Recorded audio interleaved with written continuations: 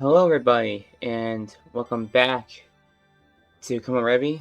And this quite possibly could be the end, because Experience culmination fragment.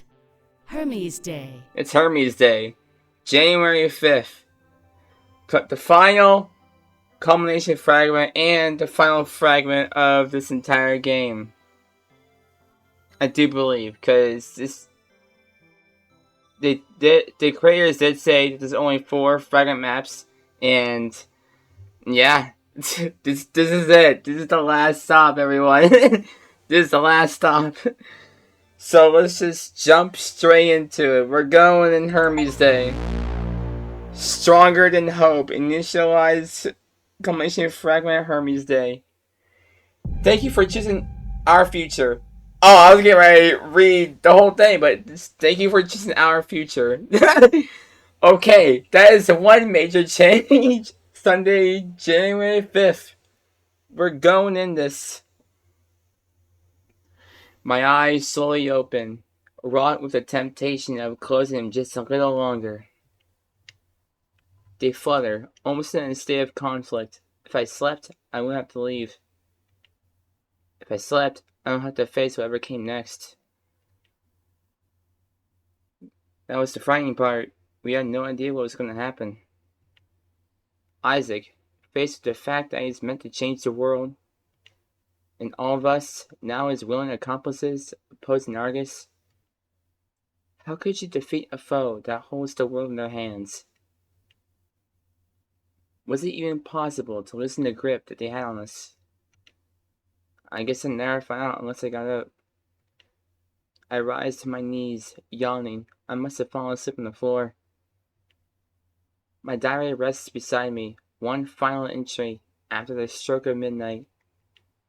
One final entry, greeting the arrival of Hermes Day. Light strikes through the window, with beams made more prominent by dust in the air. Isaac must have requested that nobody clean this room, for our privacy. Handprints still mark the window, almost as if it were a longing gesture. Appreciating the beauty of the sight before us, yet also fighting to change it. This conflict was present in all our minds, only fought by our immeasurable resolve. Is this how people felt on the morning of an important day? Well, not any important day. Perhaps the most important day of their lives. The temptation to remain in this moment of solace forever is almost too much to bear. I rise to my feet. My earlier yawn interrupts the rest of my friends. The glances we exchange are ones of a somber understanding. A quiet reminder that we all shoulder the same weight. Our role may not be as important as Isaac's, but it's clear that he can't do this without us. A flattering thought that my very presence can instill him with the might he needs. If we pull this off, everything will be better for the entire world. It's almost like the option to fail is taken away from us. In the face of what was on the line, we didn't have any choice but to win.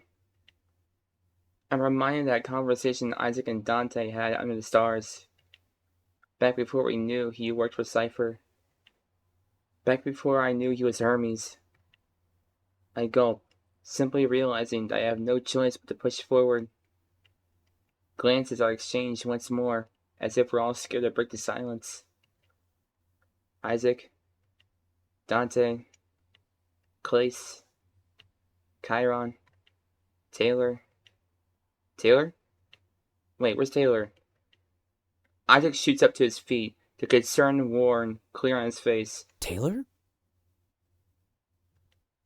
We all look at each other, understanding every single implication. Taylor! He's not here. There was nowhere for him to be. The room was small, and the bathroom door was wide open. He left. Where is he? What happened? Is he going to his panel? I didn't mean to fall asleep. I was supposed to stay up and keep watch.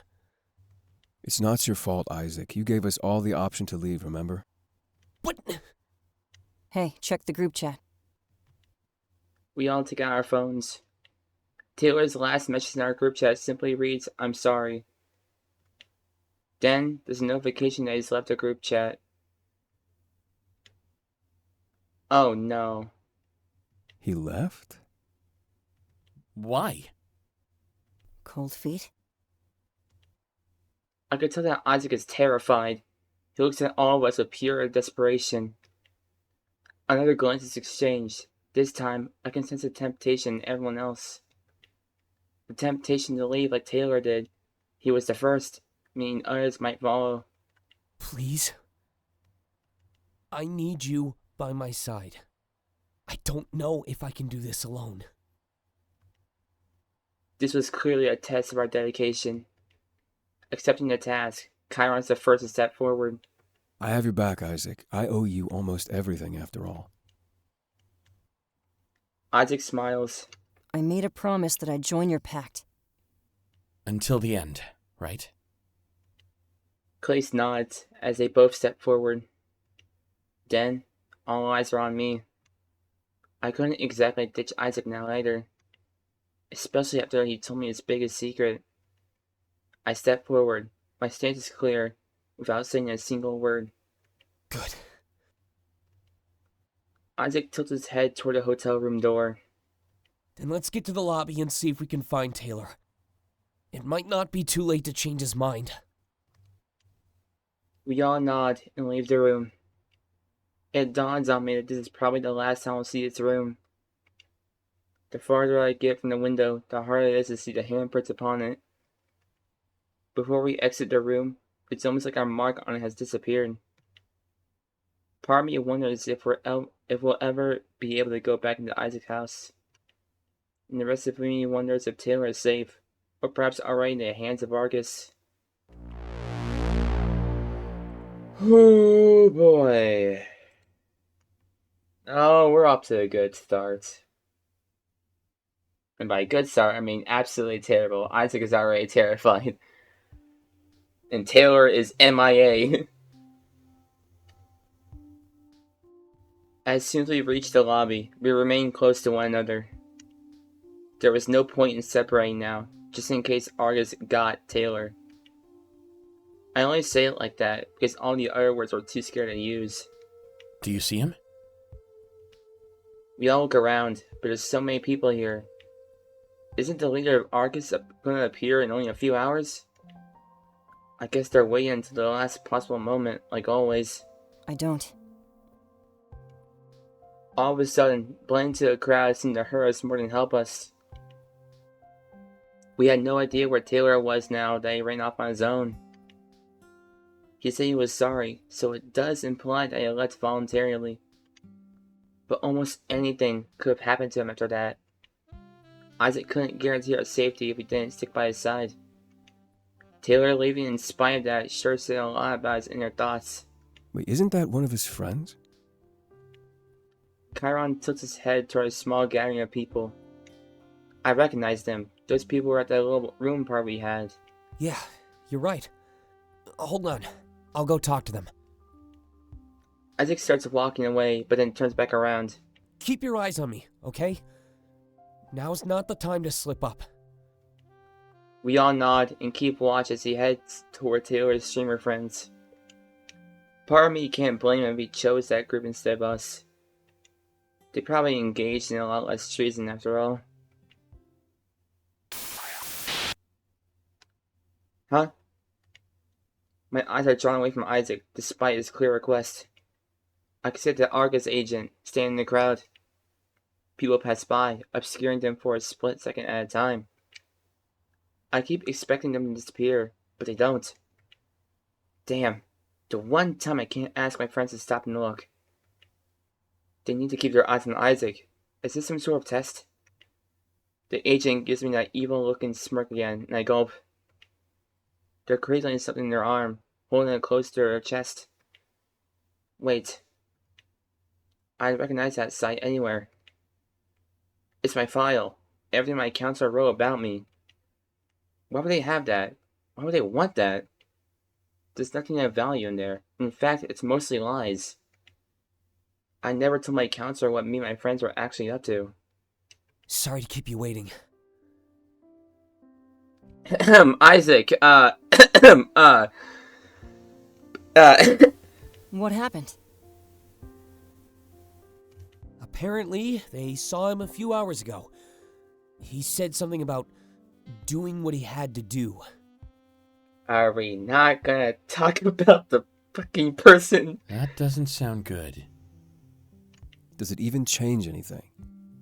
That's our friend, Kyron. Yeah, but we still have a job to do. He's right. Which one of us? Kyron.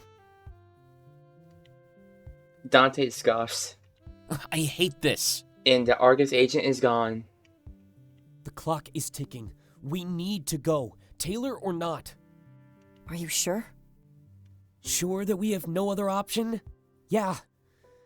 This isn't how I wanted it to play out, though. Do you want to try calling him? Maybe when we're on the road. Come on. We can't afford to waste any time. Where's Taylor?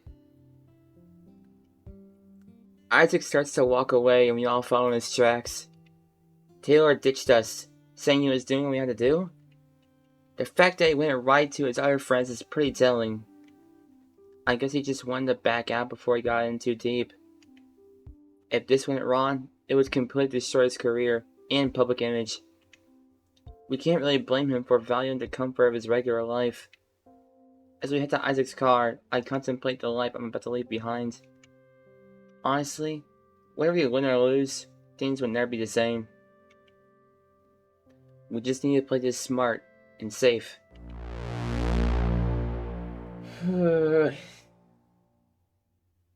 Taylor, you bastard!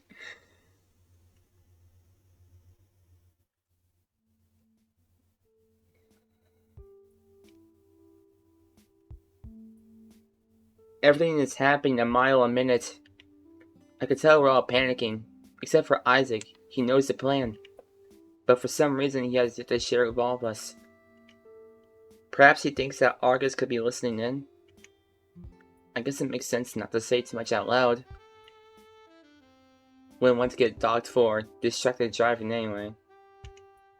I look out the window, and I'm reminded the day I arrived. Oh, how different things were. How different they could have gone. It's almost like I'm leaving another life behind. The second one in just a few short weeks. This life was better than the one I left behind, though. I can only hope that the same applies to whatever happens next. If it went well enough, we could even be lauded as heroes. Gotta say, I like the sound of that. Wow. Huh? The feeling of dread in the air. It's so thick I could cut it with a knife. I could open up a window. The attempt at a joke is admirable in the face of such danger, but it's also likely a product of denial as we get closer to our objective. Either way, it was enough to lighten the air and deliver some optimism. So, you want to tell us your plan? Yeah, you were supposed to tell us by now. I changed my mind. Sorry. Isaac. Huh? I have no idea who's listening in on us. We shouldn't risk anything, especially so close to the end. So we're just supposed to follow you into certain danger. Basically, You can't smile like that and just say basically we're heading straight into danger. Dante groans. besides, it's nothing you haven't seen before. What is that supposed to mean? It means I trust him, so you should too. Well, it's gotten me this far. I'm curious how that statement got Dante to back down. It's something we haven't seen before? What does that mean?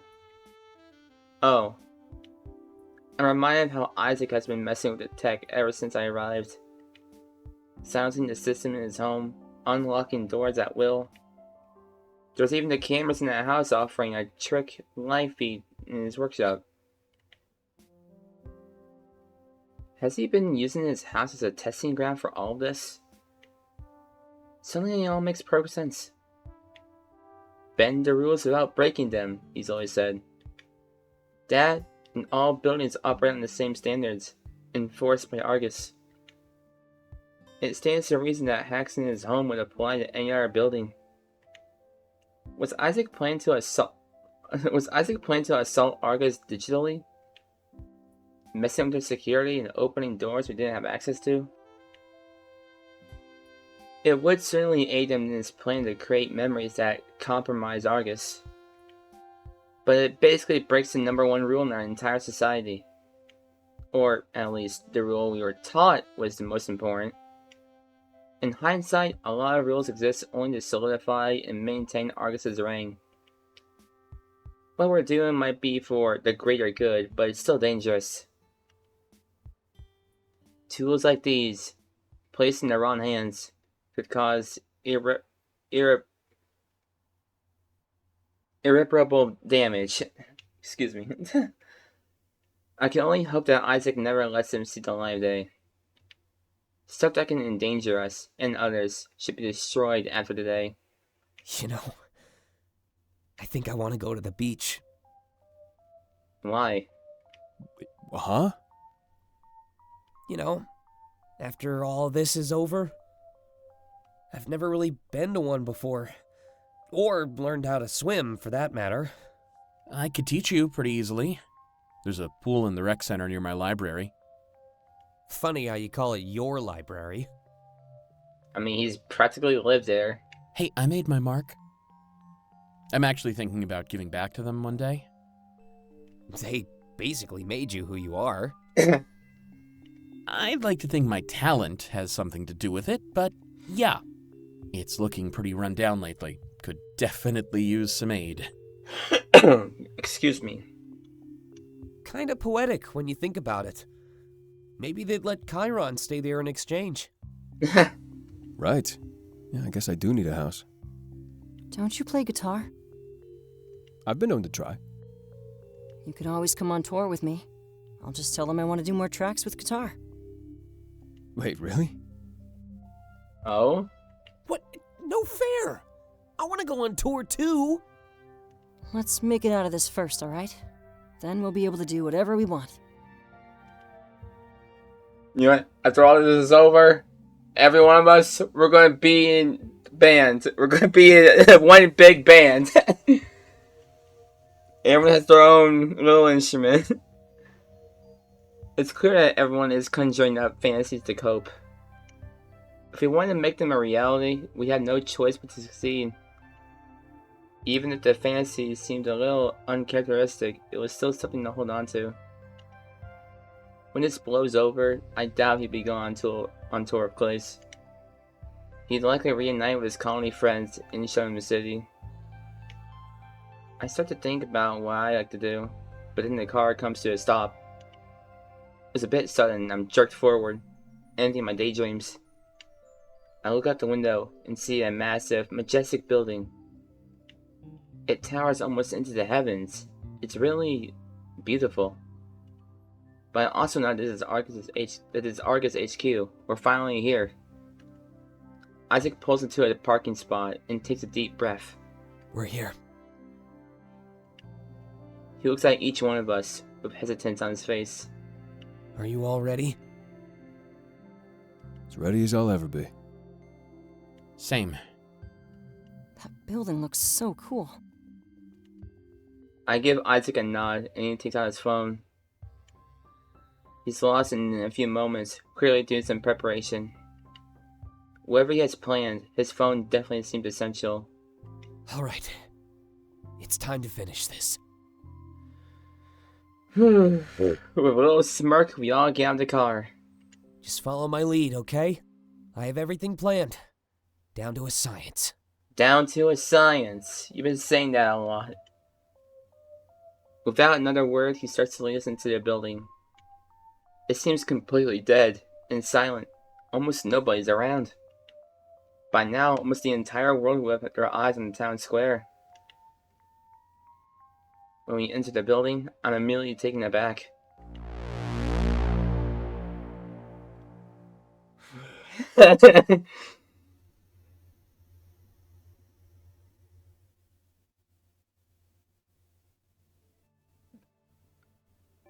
Oh, damn. It's the most beautiful place I've ever seen in my life. It almost resembles Isaac's store, but on a much grander scale. Whoever built this place probably had no limits on their budget. We stick close to Isaac, who's tapping away on his phone. I'm not sure what he's doing, but it's clearly important.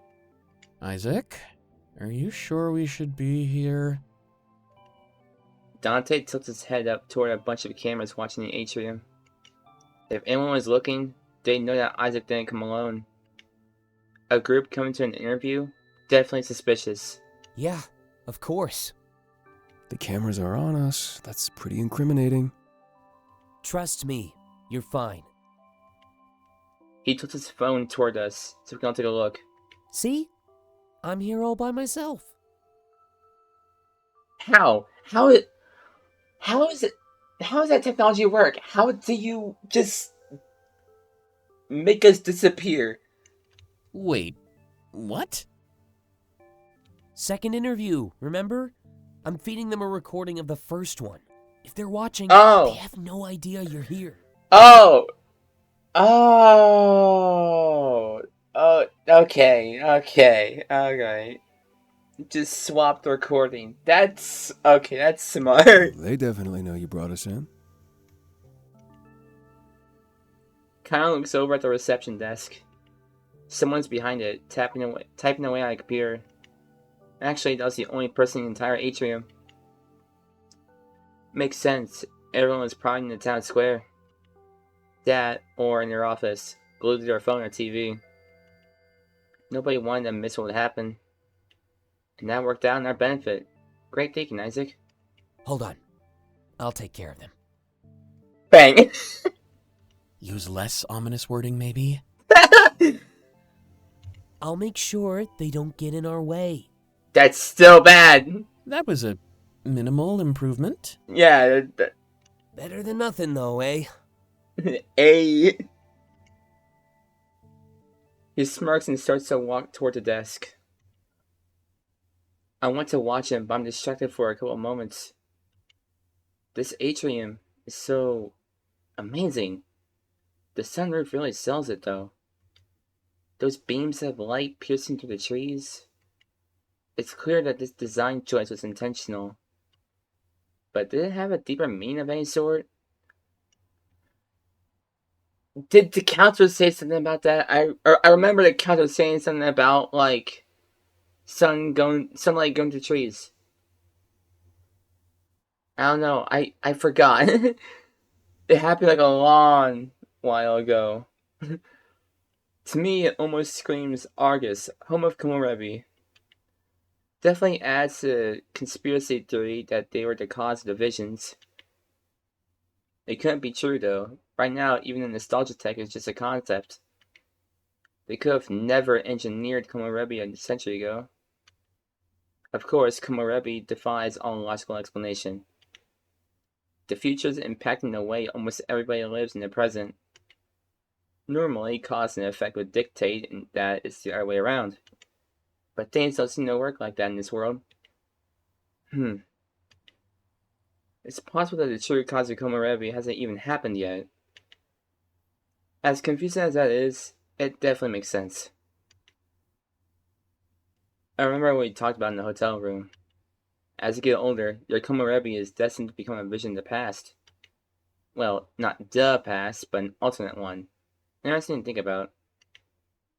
Part of me wonders if this nostalgia technology has anything to do with it. A technology dedicated to cracking and opening the past and allowing interaction. There's no way that could go wrong, right? I instead I watch Isaac instead of lose myself in thought. He's engaged in what appears to be a friendly conversation with the receptionist. I have no idea what they're talking about, but everything seems to be going fine. It's a little easier to breathe, too. None of those cameras aren't capturing me. A little ironic in the face of some of my theories, but comfort is still comfort. I see the receptionist standing up from their desk and go into the room behind him.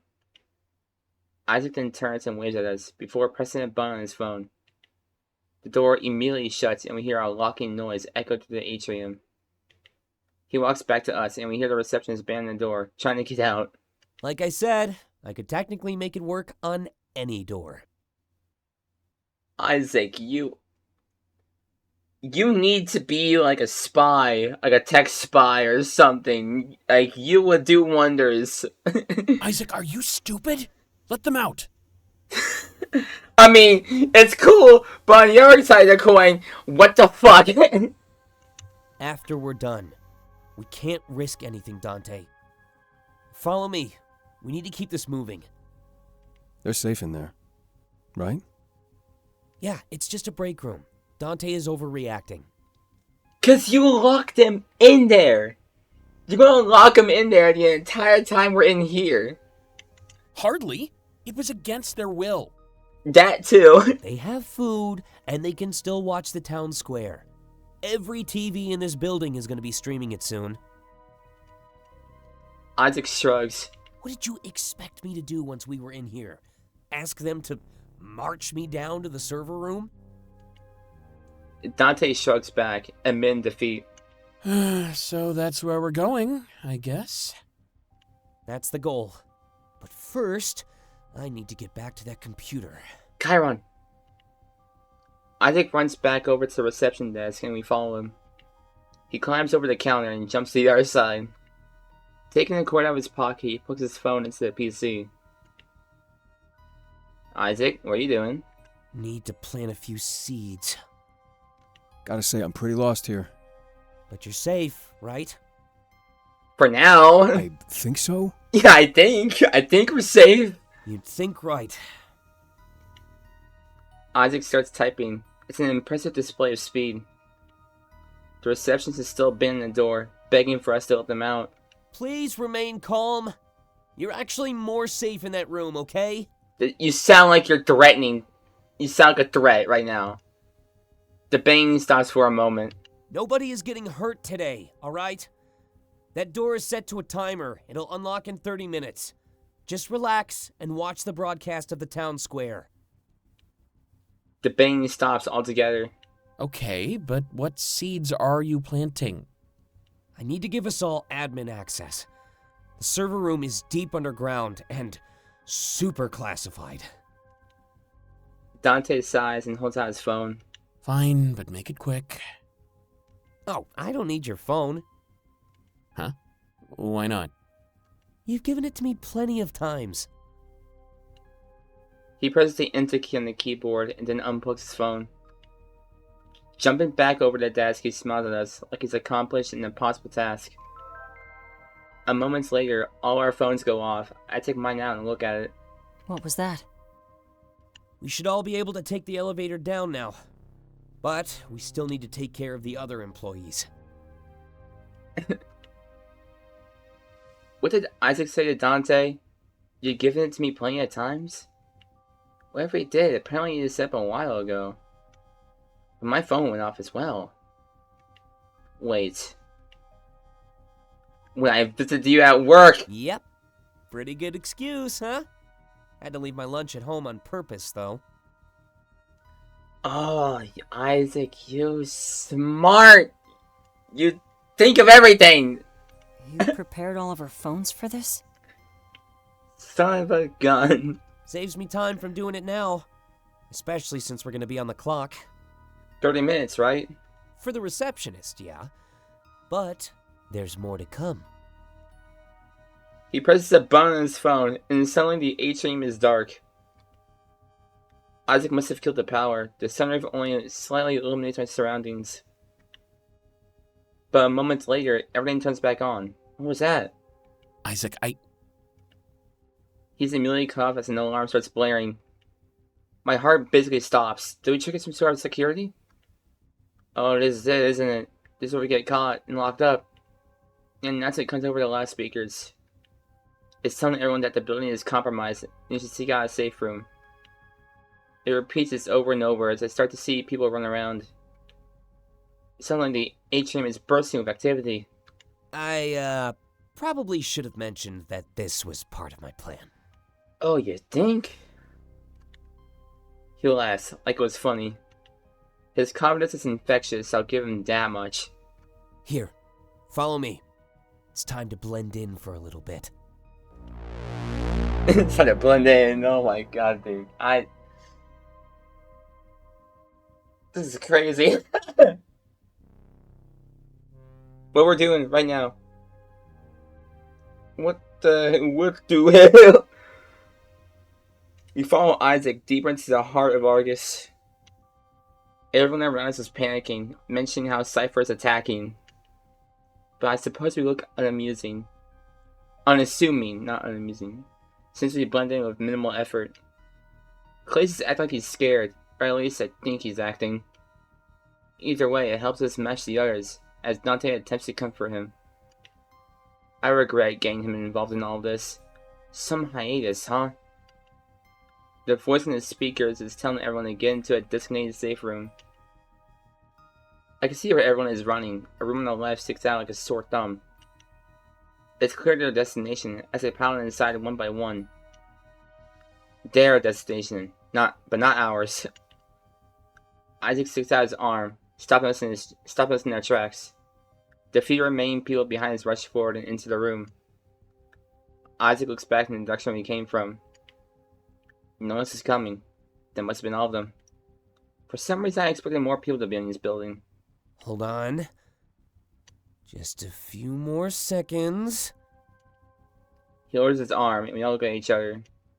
Like he said, a few seconds later, the voice in the speaker stops. The door to the safe room shuts and locks, trapping them all inside. Perfect. He points to the elevator at the end of the hall. That'll take us to the server room. Wait, how'd you do that? You didn't even touch your phone. Oh, that wasn't me. I rewrote that code, though, and used it on the receptionist.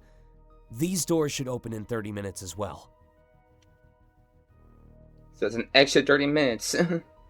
He starts walking toward the elevator and we follow him. Notice how the alarm stopped too? I repurposed that to mod our system back at home. Wait, so your home is now...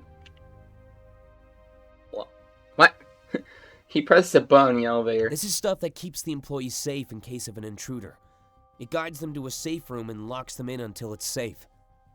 And that was all the employees? Not even close. All the hallways shared the same design. Everyone just ran to the nearest haven they could find. The elevator door opens. The elevator will sense that there's 5 people inside. We'll need to scan our phones in order to go down. We all enter and scan our phones one by one. I'm really impressed with how well Isaac has thought this all out. What could easily go wrong has seemed like smooth sailing so far. I say so far because I have no idea what waits for us below. In fact, I had no idea what Isaac was going to do once we were there. It doesn't matter though. I'm sure it's good, and he's bound to succeed. His entire life has been centered around modding Argus tech, especially security. Opening and closing doors, locking them, triggering alarms, it was second nature to them. It makes perfect sense that his mastery and training have all led to this. It was his calling. Specifically his, though. I think back to what we talked about in the hotel room. Creating memories that could harm Argus in the future, while we're in the HQ. If we were ever going to come in handy, it will be down in the server room. We'd also create memories that corroborated his own. Capturing him wouldn't be good enough. They had to come for all of us. We could hold these memories as ransom in case we were ever in danger. He couldn't have known about all this all along, right? I only told him my theory the other day, after all. Either way, one fact becomes very clear. There's nothing more powerful than a memory. As the elevator begins its descent, I wonder what memories we're about to create. Going down! Also, I have a bottle of water just in case my voice dies, because I'm sure this is going to be a long culmination fragment. You know, I'm going to take a drink right now.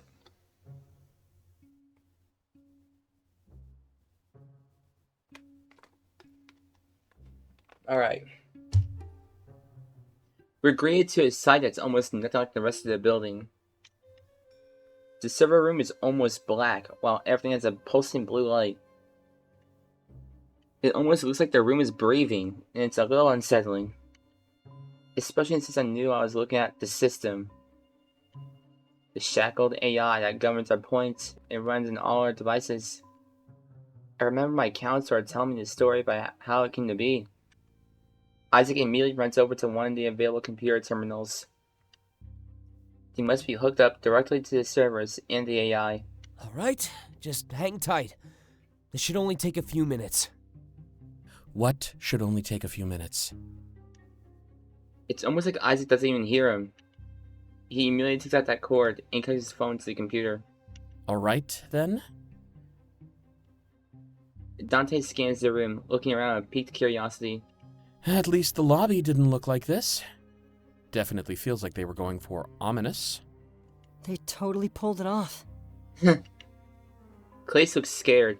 He's looked that way all day, in fact. So this is the system? Part of it, yeah. They have an HQ in every major city. They're all linked, though. Spreading them out just saves space. Our phones all have the same clearance level, right? Yeah. Isaac talks like he's super preoccupied, almost not even paying attention. I'm gonna go use that other computer then. Sure. Isaac uses another cord to hook a disk drive up to the computer.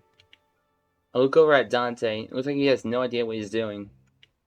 The difference in skill between the two then really highlights Isaac's prowess. 25 minutes left, by the way. Don't worry. We'll have plenty of time left to spare.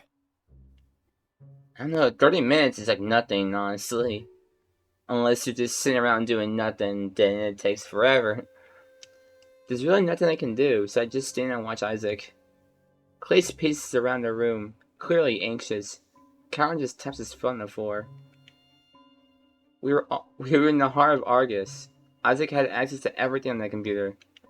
Whatever he was looking at, it was flashing really fast. His eyes are wide open, completely glued to the screen. It was almost like blinking even once would be too much.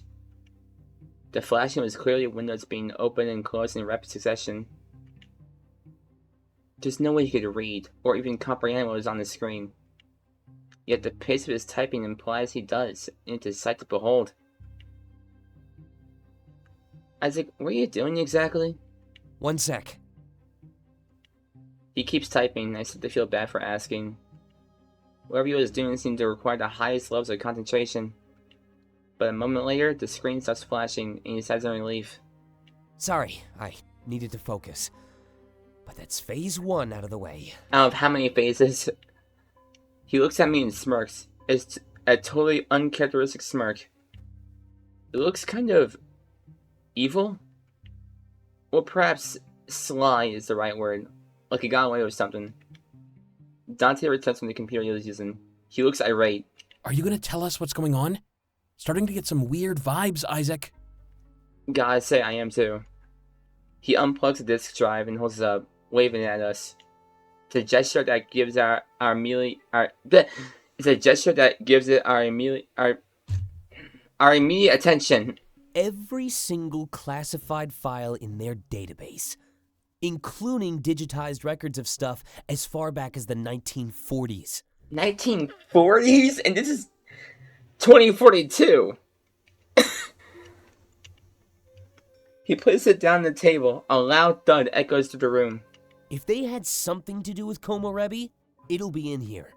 Whether they caused it or used it for their own gain. He goes back to typing again.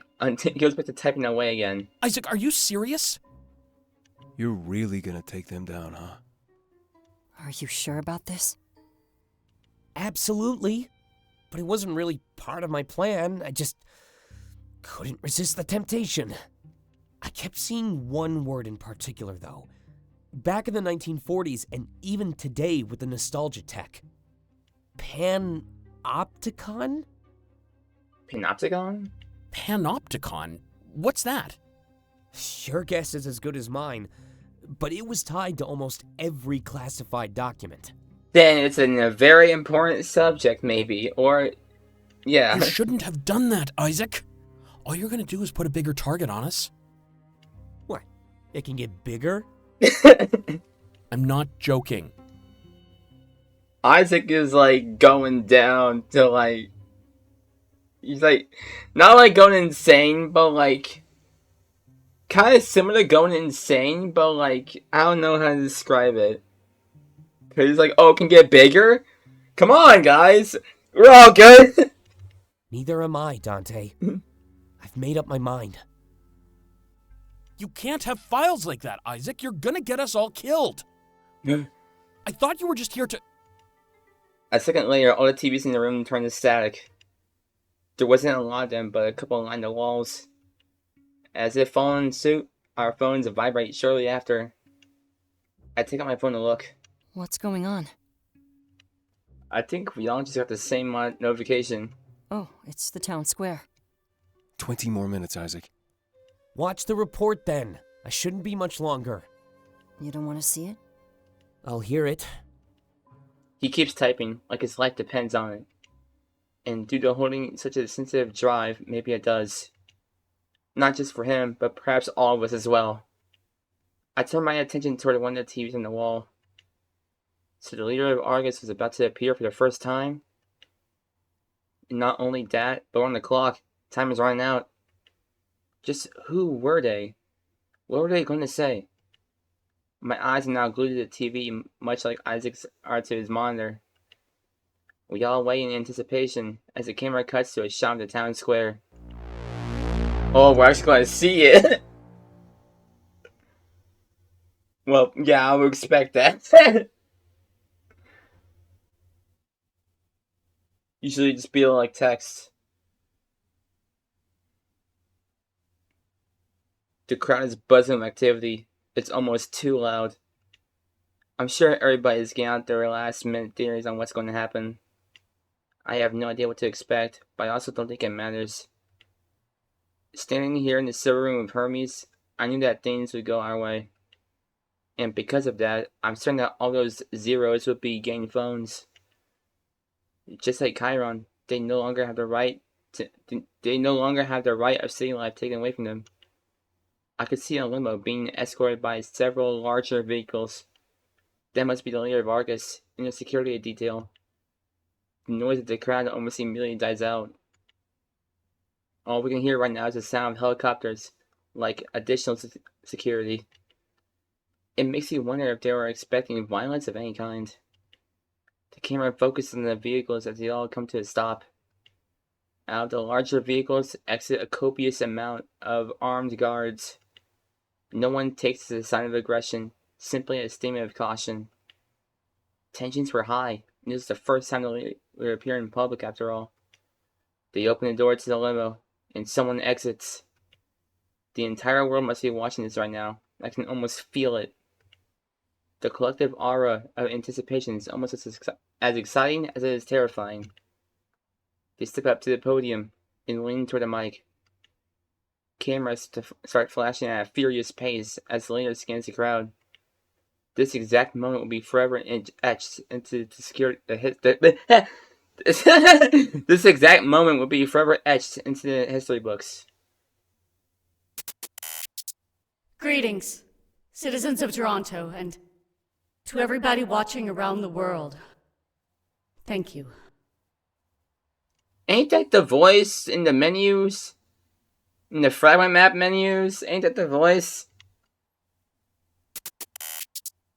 I have come here to address the tragic events that transpired last week. Our deepest condolences go out to everybody affected by these deaths. Holy shit. What happened was not our desire or intent. It was completely avoidable and entirely my fault. So you are going to take responsibility. Loyalty through fear is not how any authority should be held. When I inherited this company, I intended to earn your respect. We should work together in pursuit of the greater good. This is the goal that I both strove for and failed to achieve. She gulps, as if she's choosing her next words very carefully. I stand here, bearing the weight of your derision, but it is a weight that I carry alone. Loyalty through fear creates the byproduct of inaction. It is this very same inaction that caused a grievous loss of life.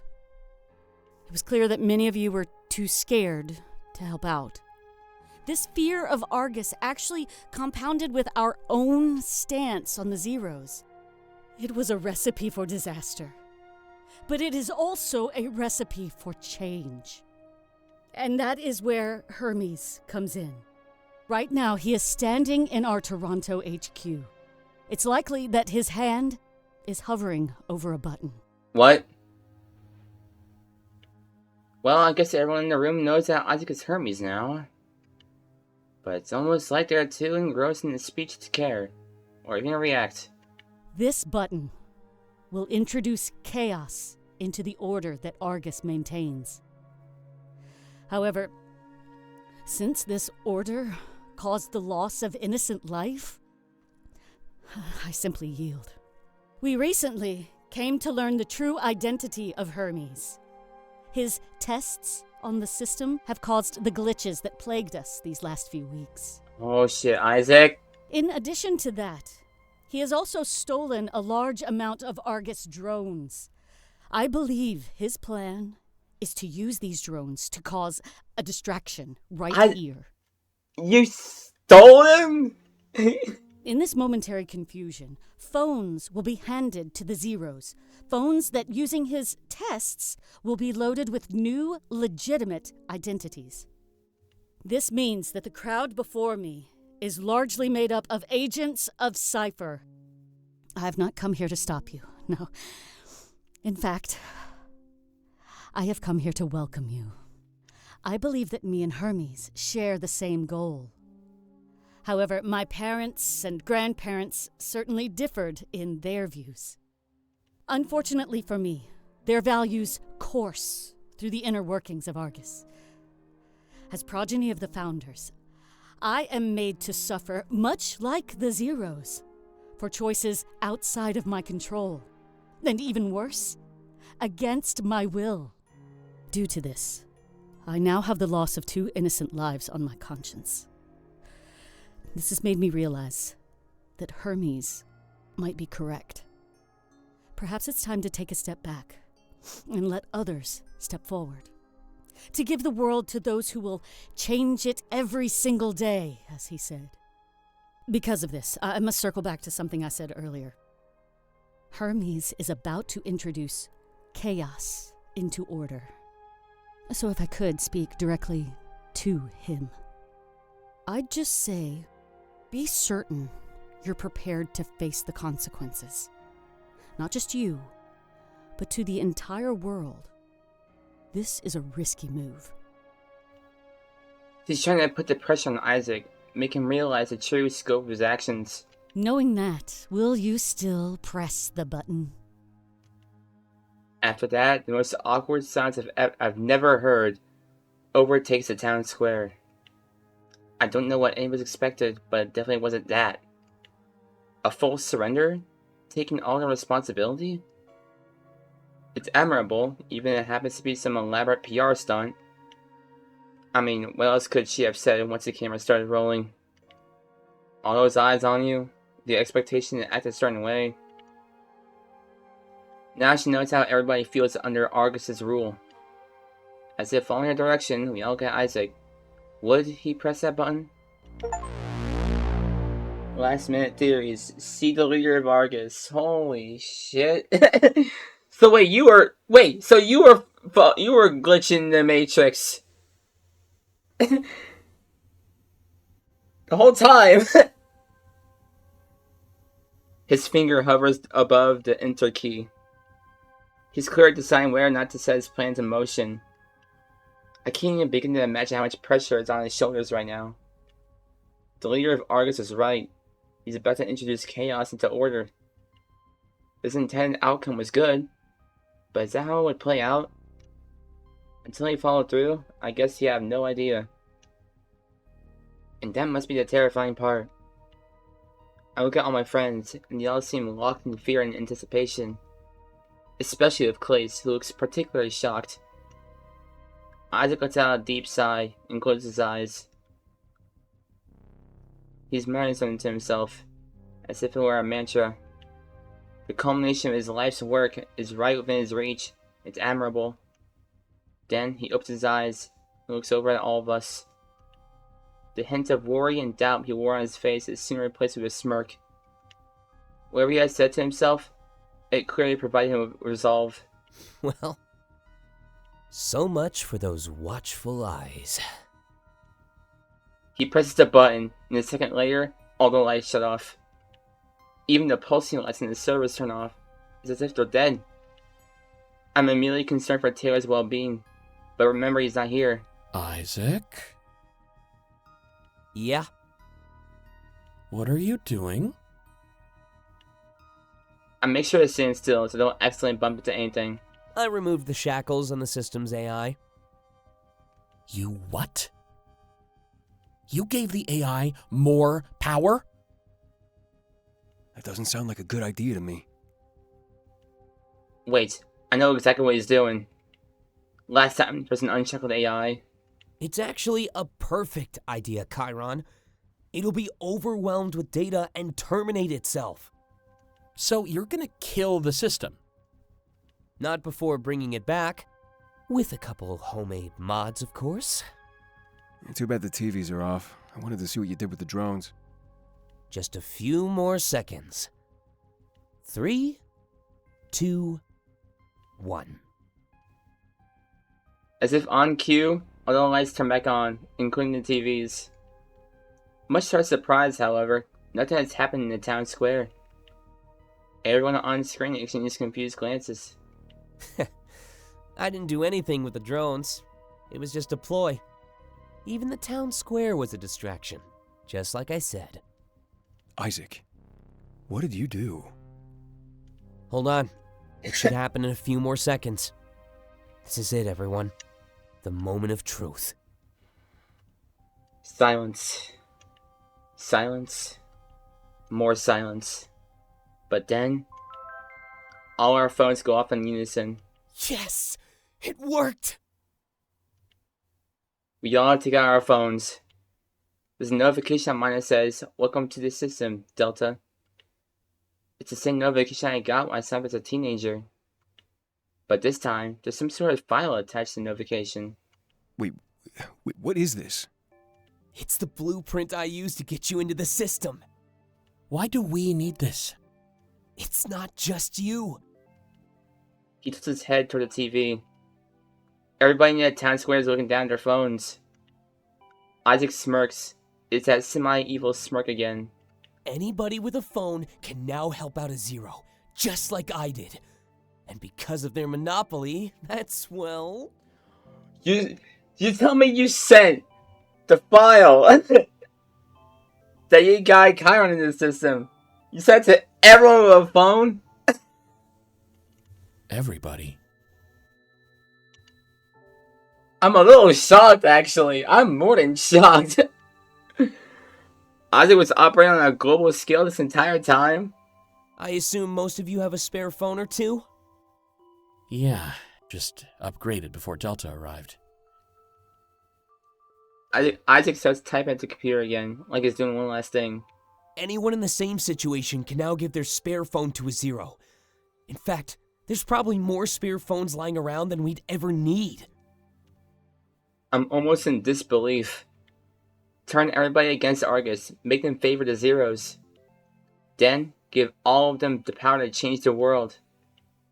Looking back to the TV, the leader of Argus is being evacuated. I guess the town square really was the least of their problems. There's a bit of anger in their face before the camera cuts. Isaac stops typing, and finally leaves the computer behind. Wow, you really are a prodigy. God damn it! Isaac scoffs. Nah, I just have too much time on my hands. But now, Argus isn't the only entry point into the system. I'm gonna turn Cypher into the first true competitor. You think the world powers would allow that? I don't think they have a choice. Once you introduce chaos into order, all you can do is find order again. And the playing field is exactly where I want it to be. You still should have told us you were Hermes, though. What? And ruin the real reveal? He scoffs and we all look at one another.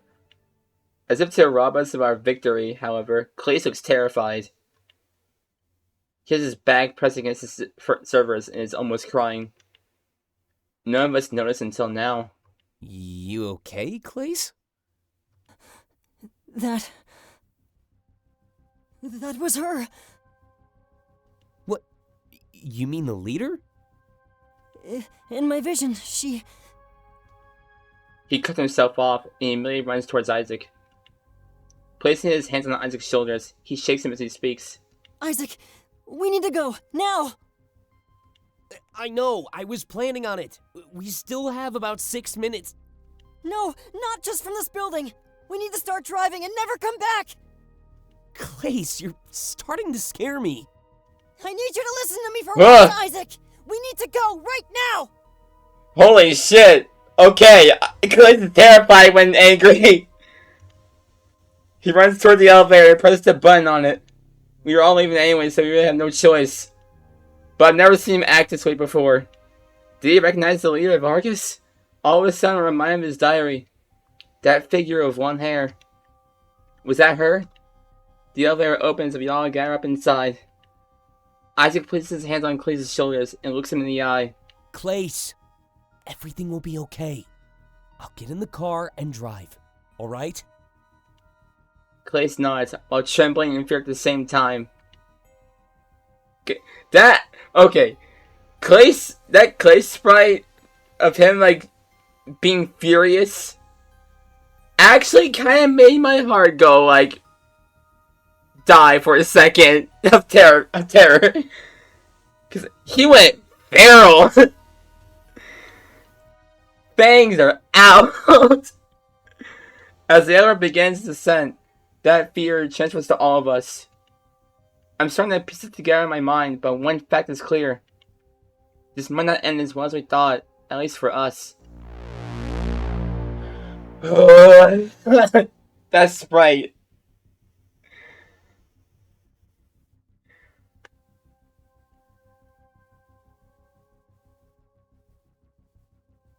Klace is absolutely terrified.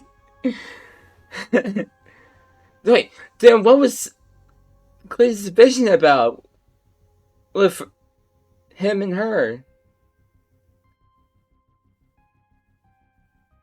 I'm confused now. When the elevator door opens, it feels like we're entering a new world. Well, we basically are. What Isaac did, it changed almost everything.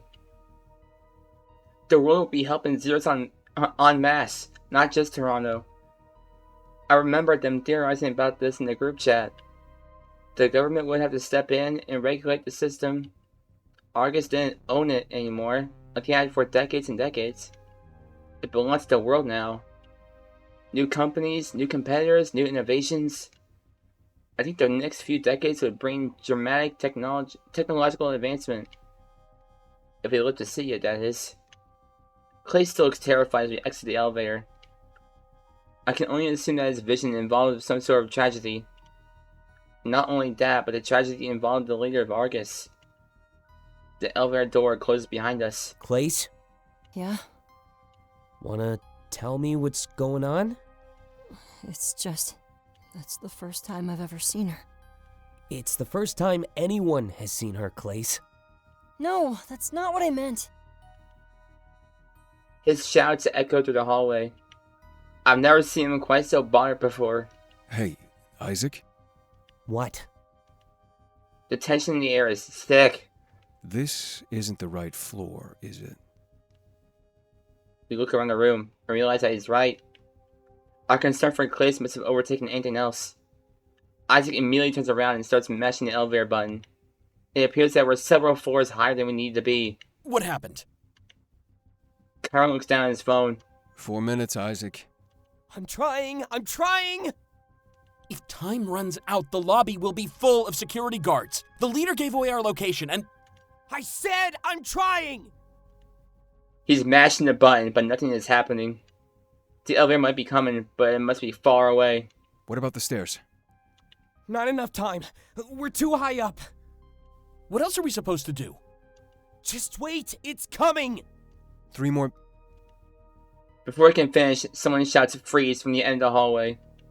We turn around, greet to the side of a security guard holding a revolver. A revolver? You couldn't have picked, like,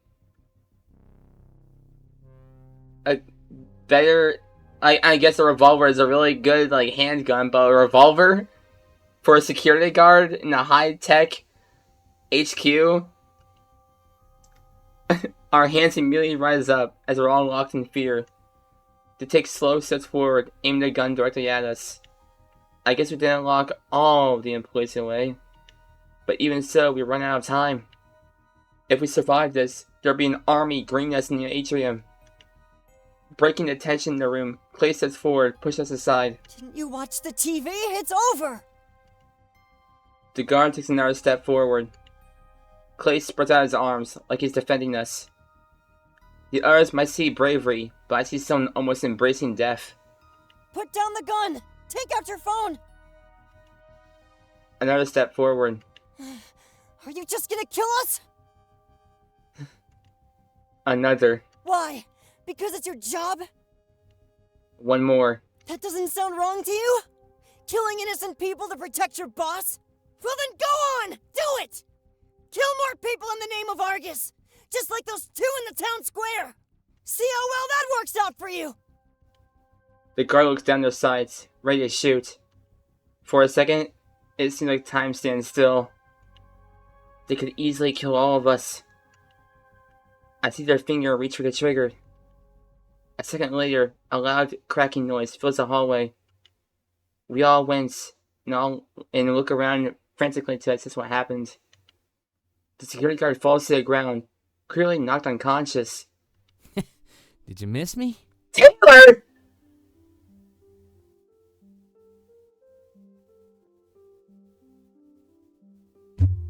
You fucking absolute legend. You absolute legend. Taylor stands there, tapping the baseball bat against his shoulder. It's cracked. He definitely didn't hold back on the guard. He killed that guard. He murdered him. We all run toward him and greet him with hugs and cheers. He just laughs, returning each hug as we head back to the elevator. Isaac, you're lucky there was actually a bat in your trunk. A few seconds later, and you'd have been dead meat.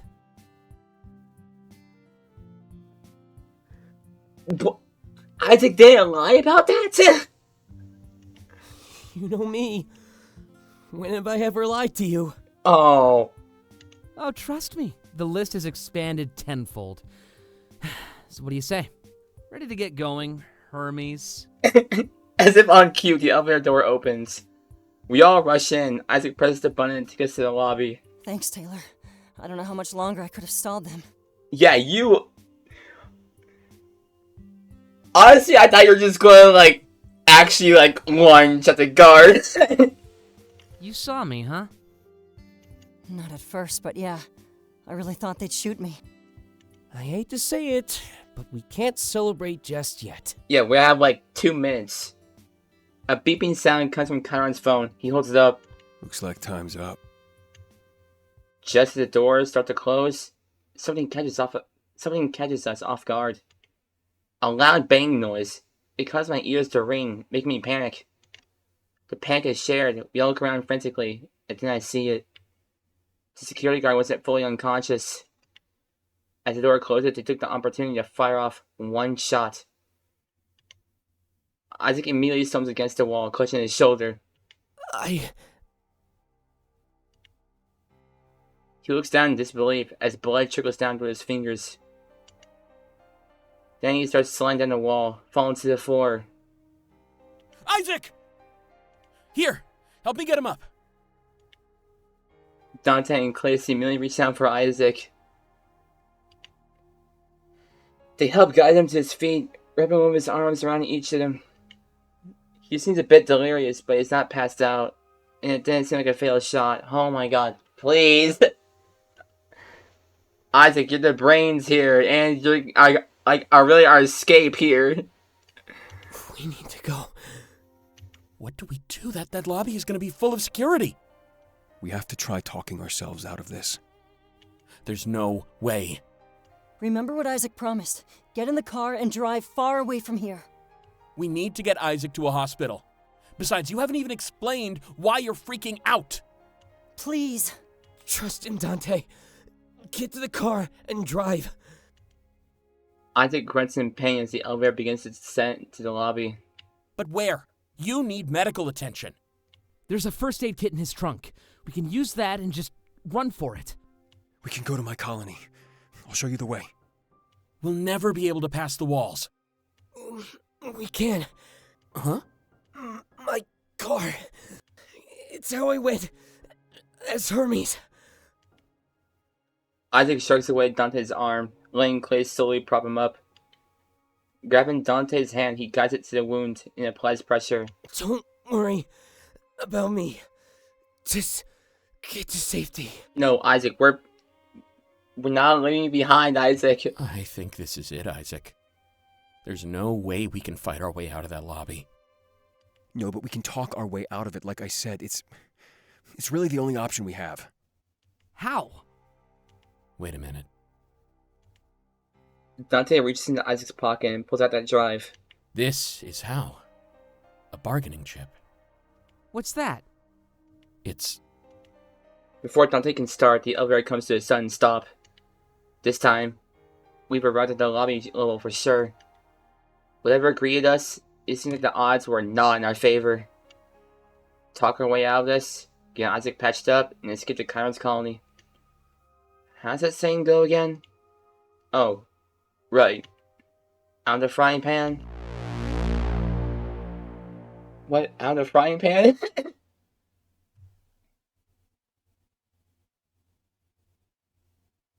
Out of the frying pan and what?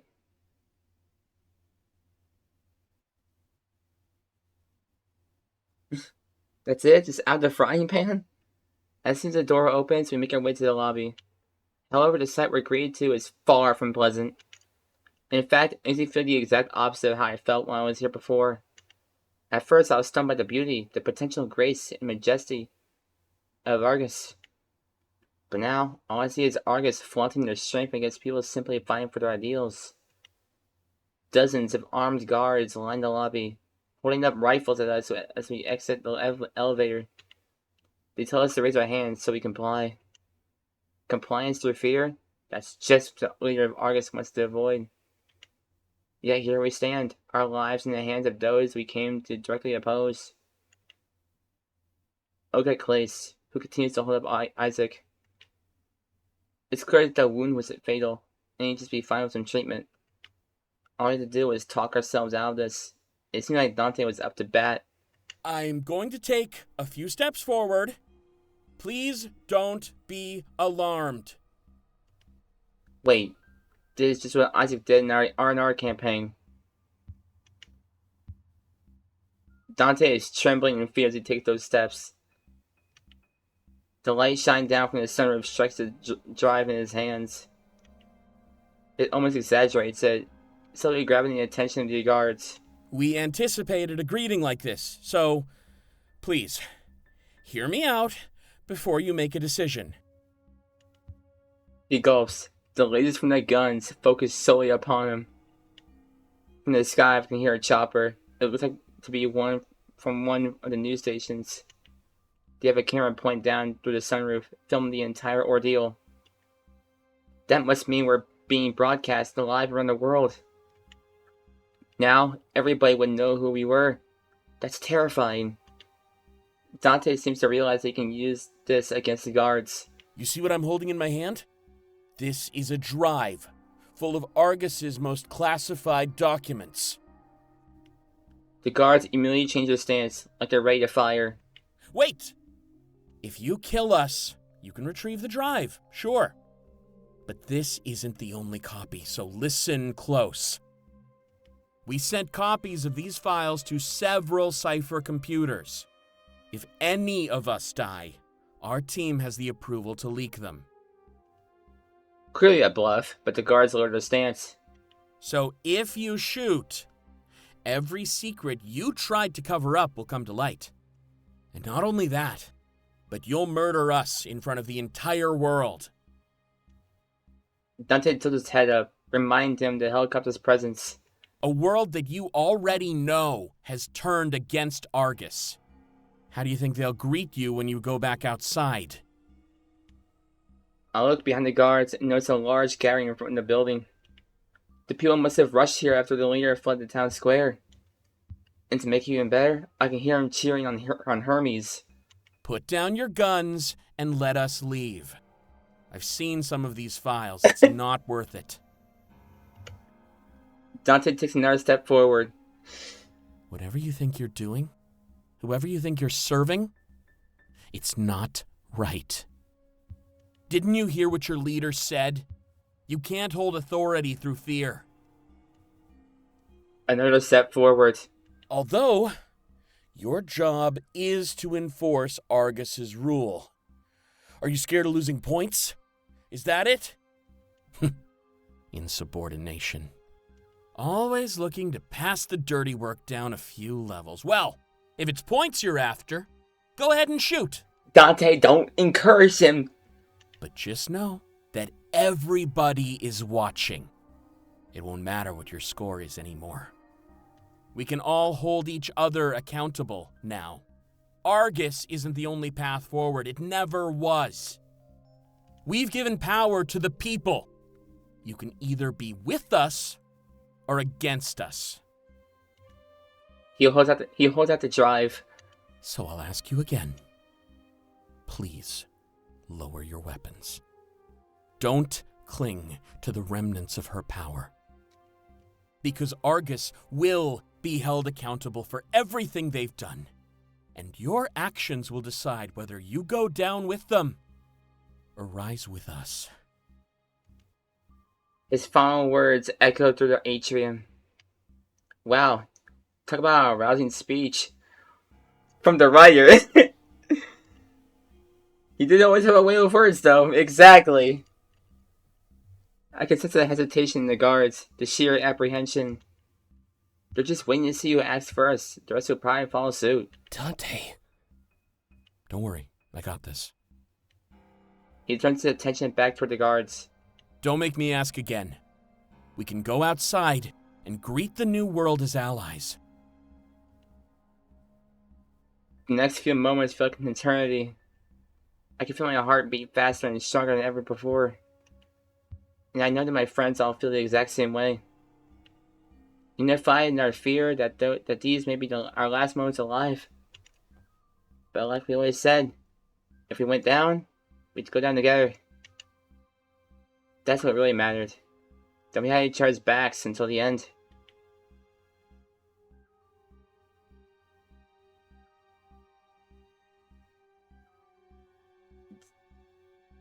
Hello? But then, one guard lowers the weapon. Then another. And another. Soon enough, our hostile greeting has reached its end.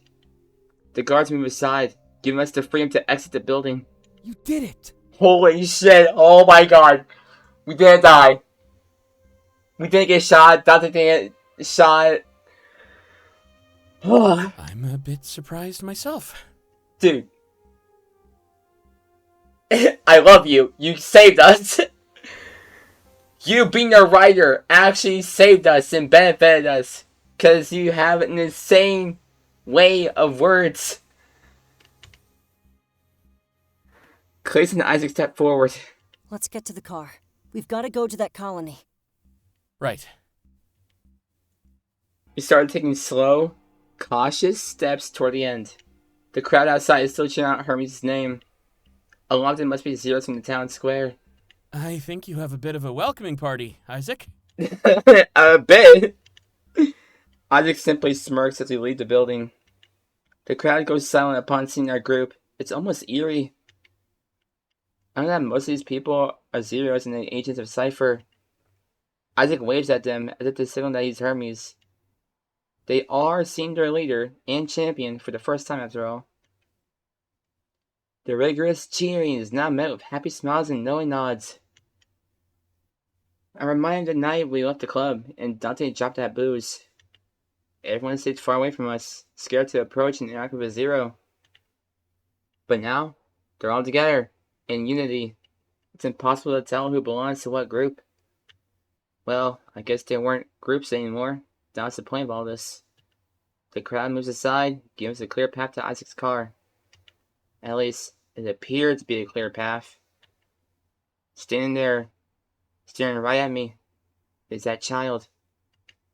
They smile at me, and did the same in return, just like before. It's almost like they knew I was special, right from the beginning. Despite the circumstances, I don't see any hint of grief in their face. They stand, surrounded by city folk and Zeros in the new world their parents fought for. A new world that, even though it may be hard to believe, was created by us. Our victory ensured that the deaths of their parents weren't in vain. And I can see, from the look in their face, that they understand us. An understanding conveyed without words, just like our entire bond thus far. The child realizes they are staring and shakes their head with embarrassment. Then, they run off to the side, fully opening the path to the car. We can't waste any more time, so we start to rush inside. Taylor opens the trunk and puts the bat back inside. I can see him retrieve a first aid kit and a bottle of booze. Dante gets in the driver's seat and Kyron in the passenger seat. A moment later, we're off. Myself, Taylor, and Klace are left to patch Isaac up in the back. Hopefully we have first aid kit, training.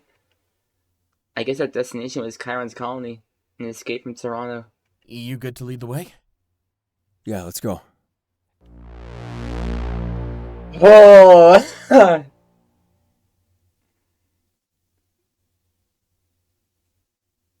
We survived. We survived. As we drive down the highway, I recognize some of the sights. We passed these places when Isaac picked me up from the airport. That almost feels like a lifetime ago, though. How different things were. You doing good back there, Isaac? Yeah. Here, you gotta take off that shirt and jacket. We all got him out of his clothing and get a better look at the wound. The highway makes things a bit shaky, but I think we'll be fine. Do we take it out? No, too risky. We'll have to patch him up and leave it inside. Risky how? We could do more damage and infect it. Best bet is to close it up and stop the bleeding. So Isaac is probably going to have a bullet in his body. So we have to stitch him up in a moving vehicle. That too. That is very bad. Don't do that. You do, Taylor. Call it even for ditching us. Taylor, please tell me you have medical experience. Fine. You probably do. He grabs a bottle of booze resting beside him. Here, Isaac, use this. Isaac opens up the bottle and takes a massive swig. No, I meant pour it on the wound. Oh. Isaac turns the bottle upside down, pouring several shots worth on his body. Oh, that is nowhere near as fun. Is that even gonna work? It might. I saw it in a movie. Here, let's get that kit open. Okay, if I'm wounded and I need someone needs to first aid kit me, and the last thing they say before opening up the kit is I saw in the movie, I am going to be petrified.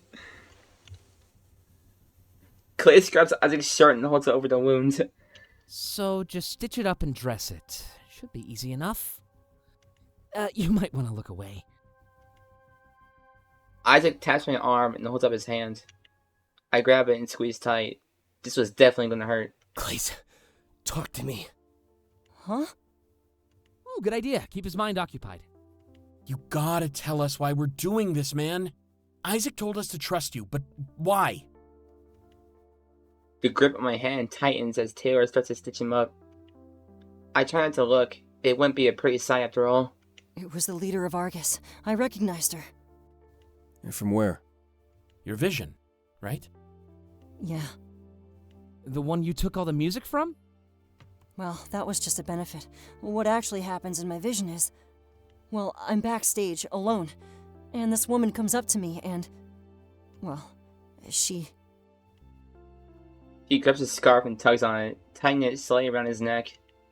That simple, almost comical gesture was enough for us to get the idea. You mean... Yeah, By the leader of Argus? it looks that way. Wait! You were back...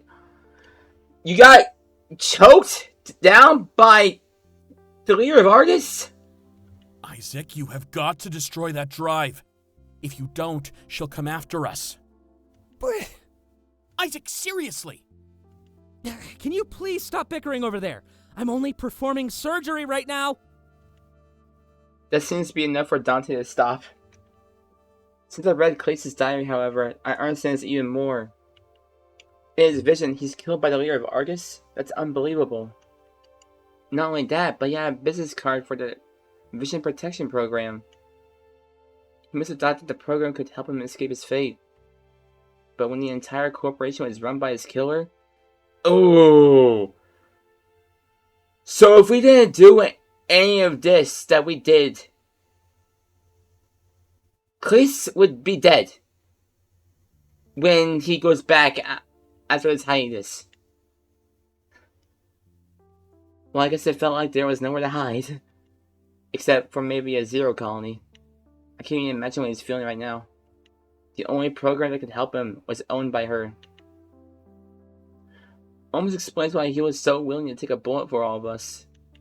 He clearly thinks there's no way to avoid his death now. If anyone wanted revenge against us, it would definitely be her. Isaac's grip tightens on my hand again before finally letting go. There we go.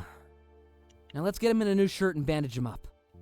There's one in my messenger bag. Just be careful, it's one of my favorites. We help Isaac into a new shirt until it wraps him up. He both looks and sounds a lot better than mere minutes ago. Grabbing a bottle of whiskey, he takes another large swig.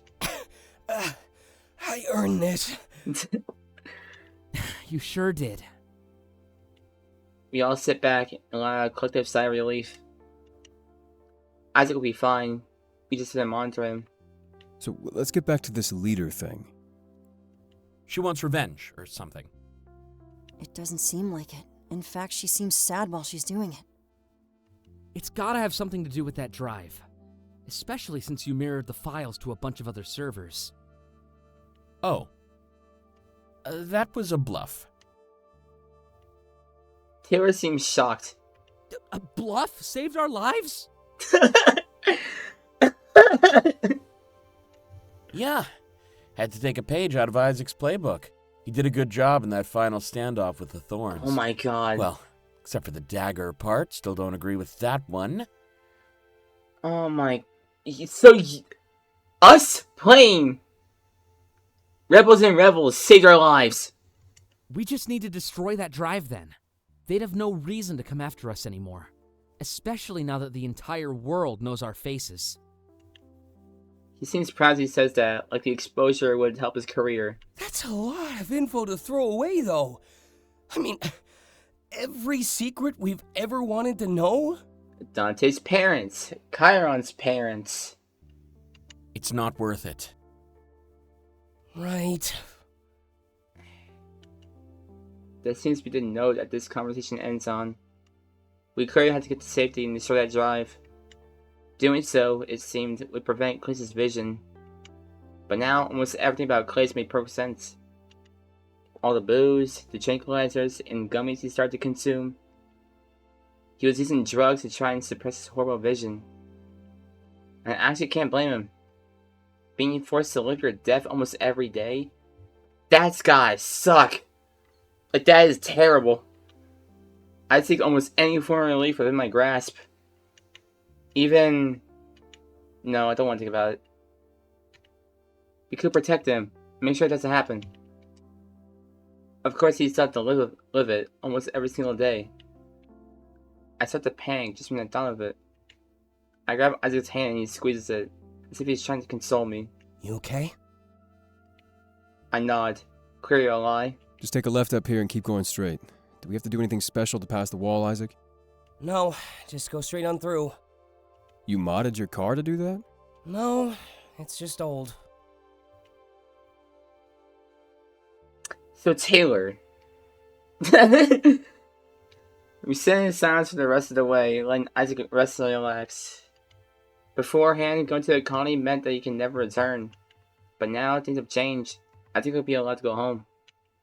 So the goal is clear. Wait out any trouble, and then start a drive. Hopefully I could talk to my friends a little bit and hear how they're feeling.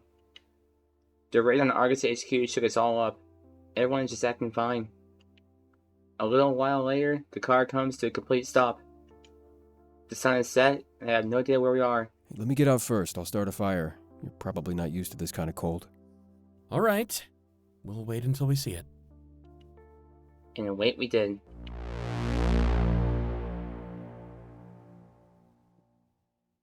I'm taking another drink of water, dude. Holy shit.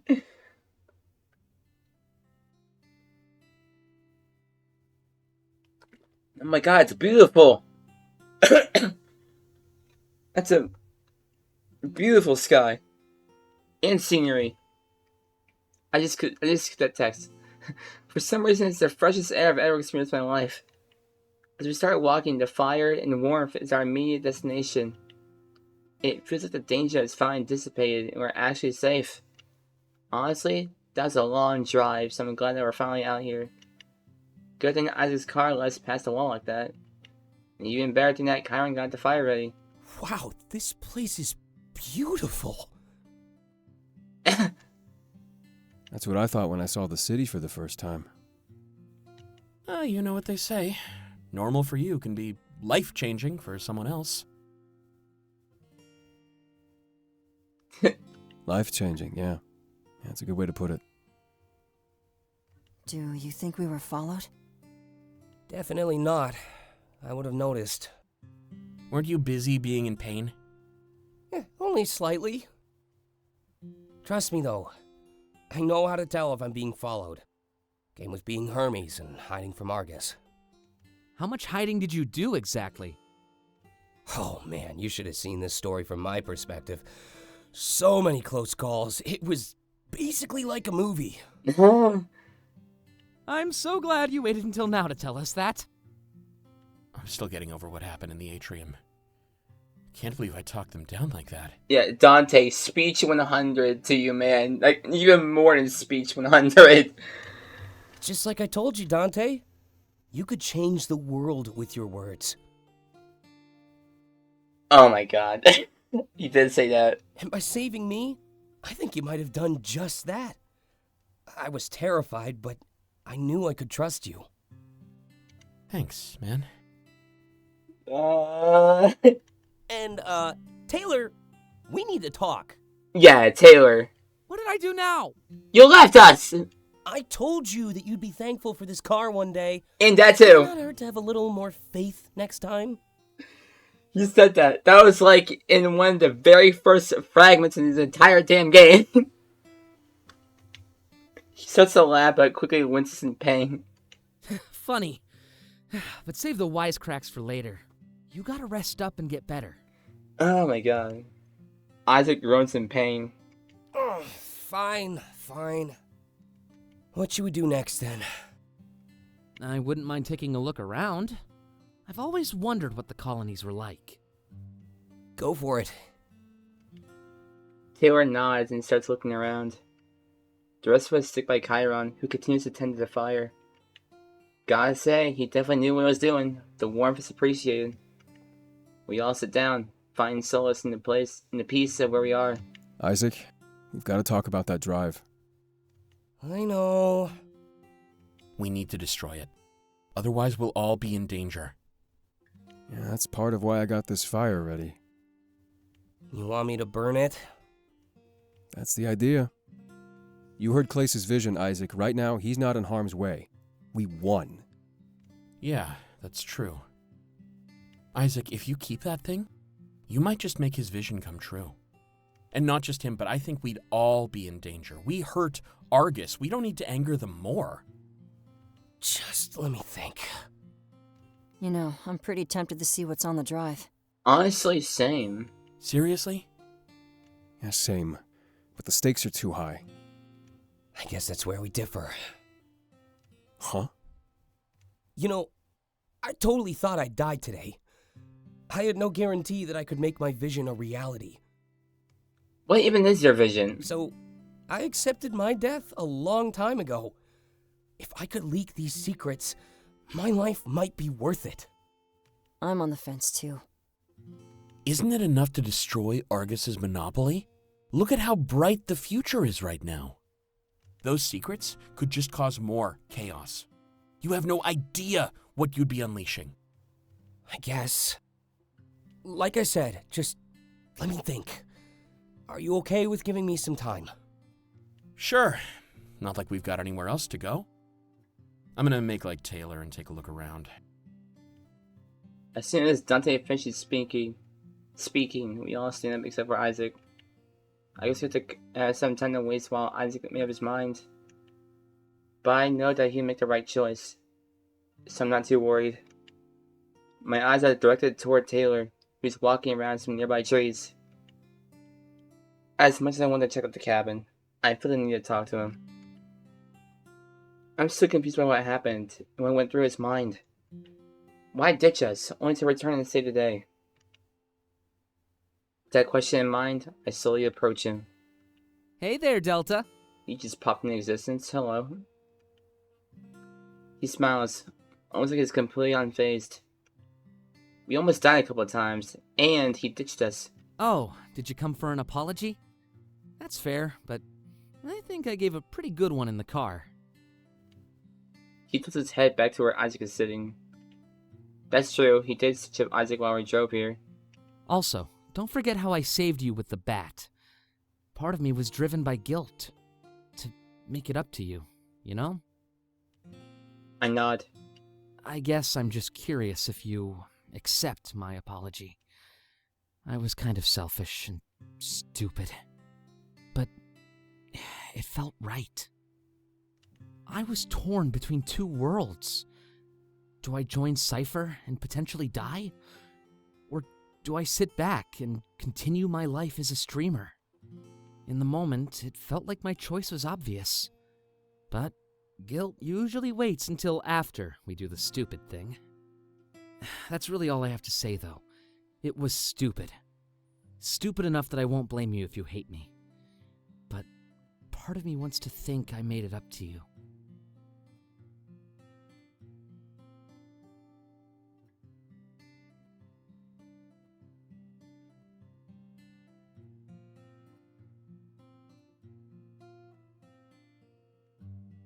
Taylor, you know I could never stay mad at you.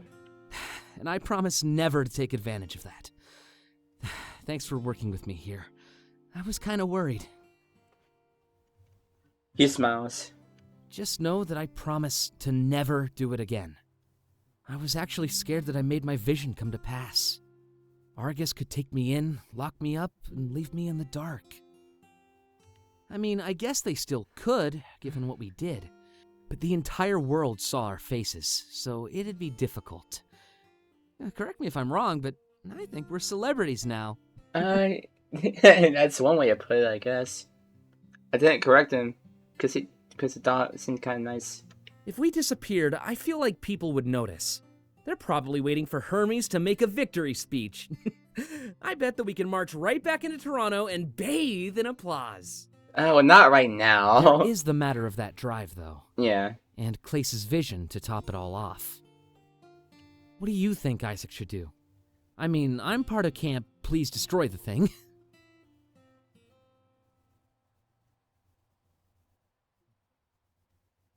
I think Isaac should destroy it to keep us all safe. Yeah, totally. I think his work is done. There's no need to go this Believe far. Answer It to was his about question. giving the Zeros freedom, not toppling corporations. Yeah, it was just about solely gaining Zero's freedom. I guess we just have to wait and see what he does. It's definitely a weight on my shoulders, though. Not really a fan of carrying other people's burdens. But for Isaac and all of you, I do almost anything. I don't know why, but I feel so drawn toward all of you. Maybe we really can stick to that pact we made. All I need to do is just buy a big house for all of us to live. Taylor holds out his hand. Until the end? Until the end. I grab his hand and shake it. He pulls me in close until we're almost face to face. Leaning in, he talks directly into my ear. You know, I used to think that fighting fate was futile. Until I fell for you, that is. You've really changed my life. He pulls back and looks directly into my eyes. I value our relationship, Delta. And I'd like to continue seeing each other. After all this stuff blows over, I can imagine no shortage of fun. I nod. It was my choice to pursue things with him, after all. Yeah, let's continue seeing each other. Perfect. He places one hand on my face and leans in for a kiss. I press my lips against his and let some of my stress melt away. It feels like this was the moment we sealed the deal. We're together now. Me and Taylor. He pulls back from the kiss, blushing at me. I wish we could do that forever. You're something special, Delta. You really are. Can't believe you ended up with all of us either. Really excited for whatever tomorrow brings. One big family. Just like I said. Remember? Can't wait to have you on my stream sometime. Something tells me that business will be booming. The world is definitely waiting to see our faces again. Oh, and Isaac, too. I could have an exclusive interview with her. We can even use my following to spread his message. You're trying to flip this around and help out his career? How very Taylor of him. But I can tell he's fine, if he's already excited about going back home. I think it'd be better to chat with the others. They seem more shaken up. Go on. I won't be offended if you leave. Speaking of Isaac, though, I just saw him go into that cabin. If you talk to him, see if he'd be down to guest on my stream. Probably, honestly. Isn't that Taylor's job? Either way, I nod and leave Taylor to his own devices.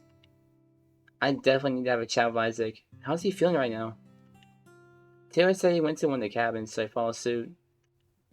I wonder how it feels, knowing you changed the world forever. Other people's burdens experience Taylor's final heart-to-heart fragment.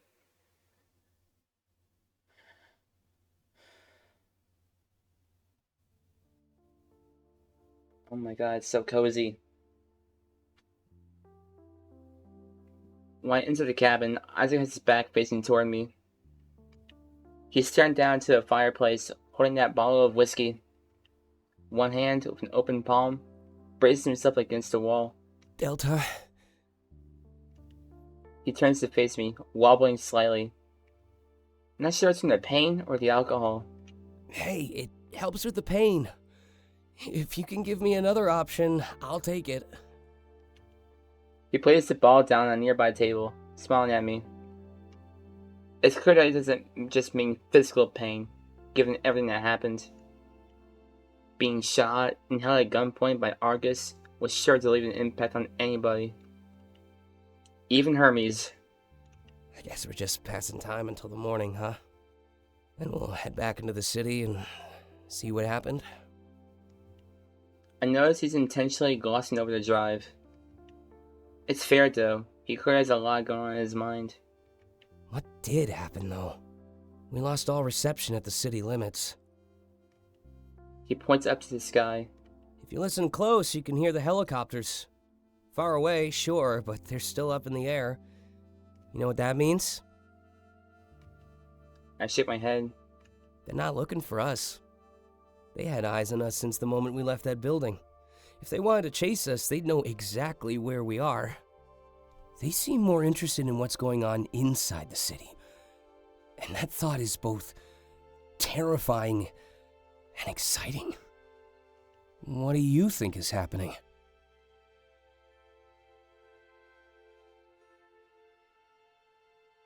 I bet they're celebrating in the streets right now. Yeah, probably. It definitely calls for celebration. But Argus isn't usually the type to allow fun. Those choppers could be a threat. You know, stay inside or we'll see you. Their power is literally slipping through their fingers. That's when you see someone's true nature, with their back against the wall. I just hope it all ends well. When we get back home, we'll have a lot to catch up on. I hate not having reception. I feel so vulnerable. I mean, being a tech prodigy and being glued to devices all the time, yeah, you kind of do feel kind of vulnerable because his device is what gives him power. It's both funny and kind of sad. Well, makes sense to me. Nothing wrong with being vulnerable. Thanks for coming to see me, by the way. Anything you wanted to talk about? I mean, we just went through a lot. You holding up all right? I went through a roller coaster.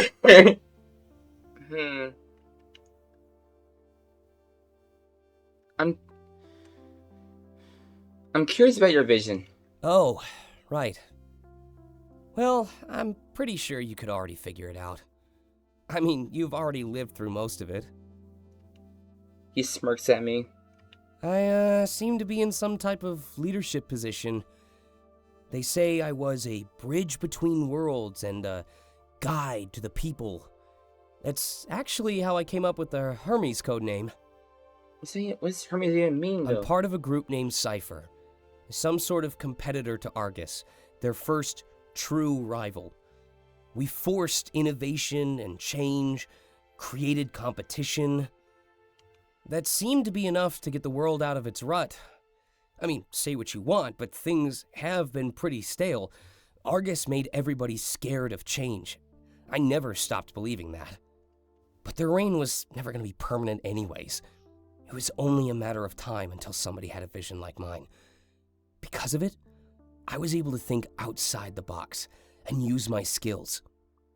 You want to know something stupid? Argus always thought they were too big to fail, that nobody would take them down. The chaos would be too much. But because of that, they were arrogant and easy to hack.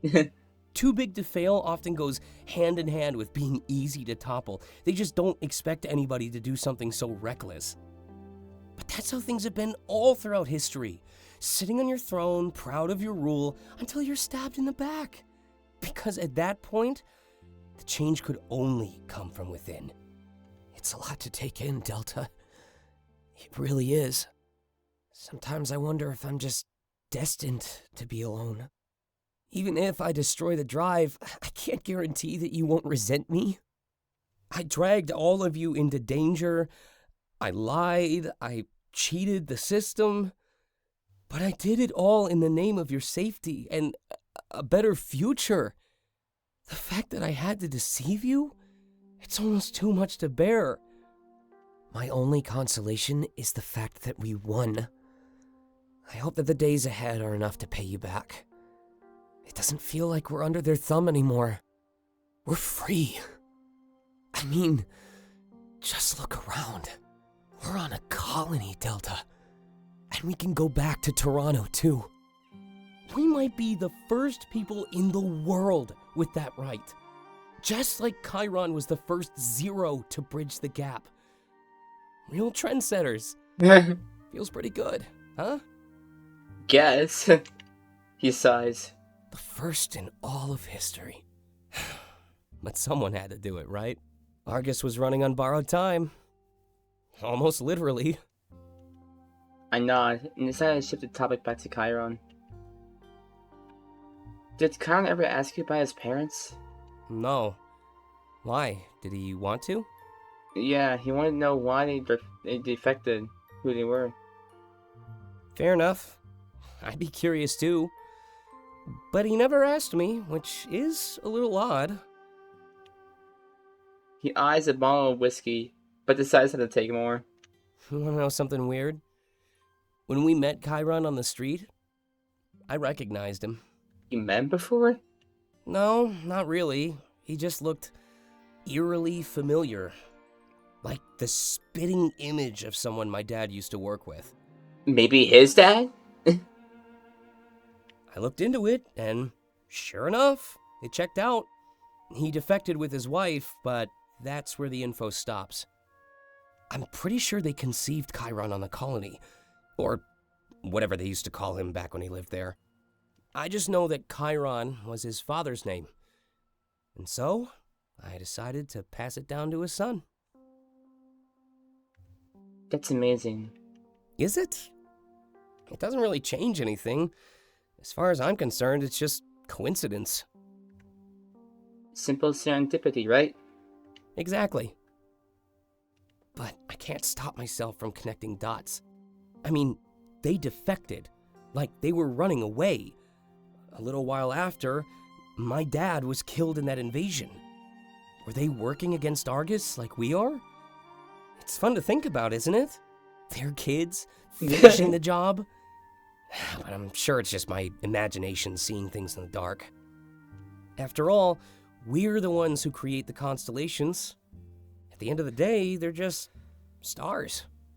We find things where we want to. I guess it was true. This fact doesn't really change anything. We would have ended up helping whichever zero we came across that day. It's almost like that exact moment tied them to us for the long haul. I do find it a bit interesting though. Isaac implied that Argus might have killed his father. I disregard it, but Klace's vision means assassination might be in their repertoire.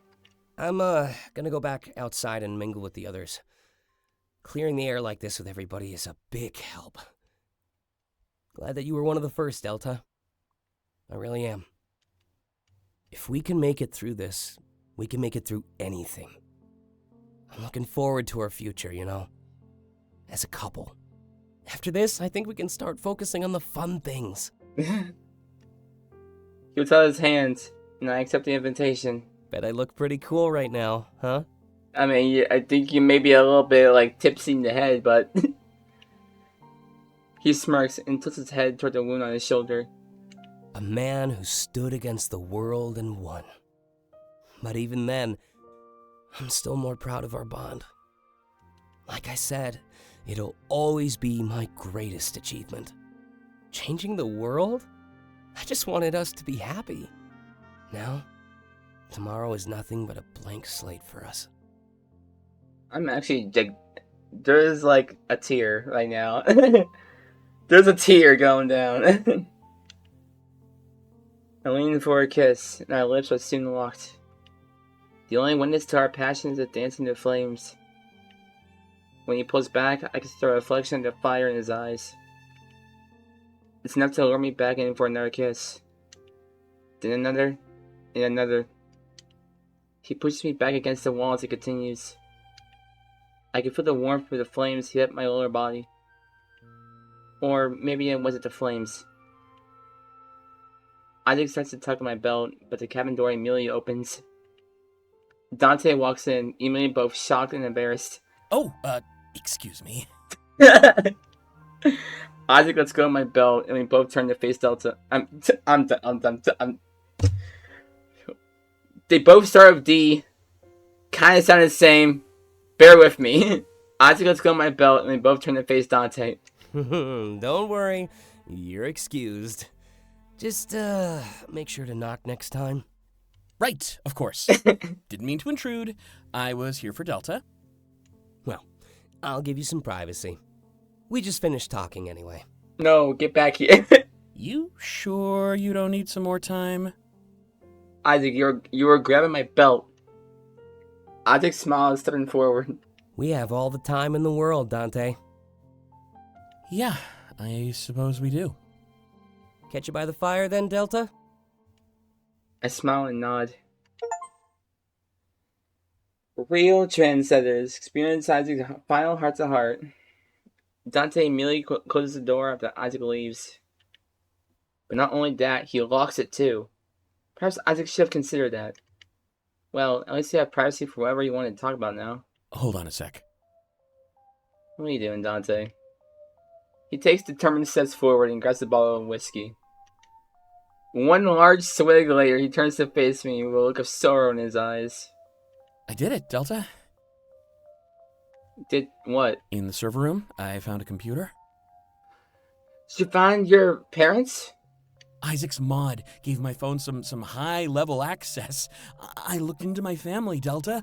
I really did it. That's great! No, it's not. Why not? His shout echoes through the cabin. He takes a step back, like he regrets raising his voice. Sorry, I didn't mean to shout. It's just, I wish I didn't do it. Has that ever happened to you, Delta? Sought out information only for it to hurt you? Can't say I have. But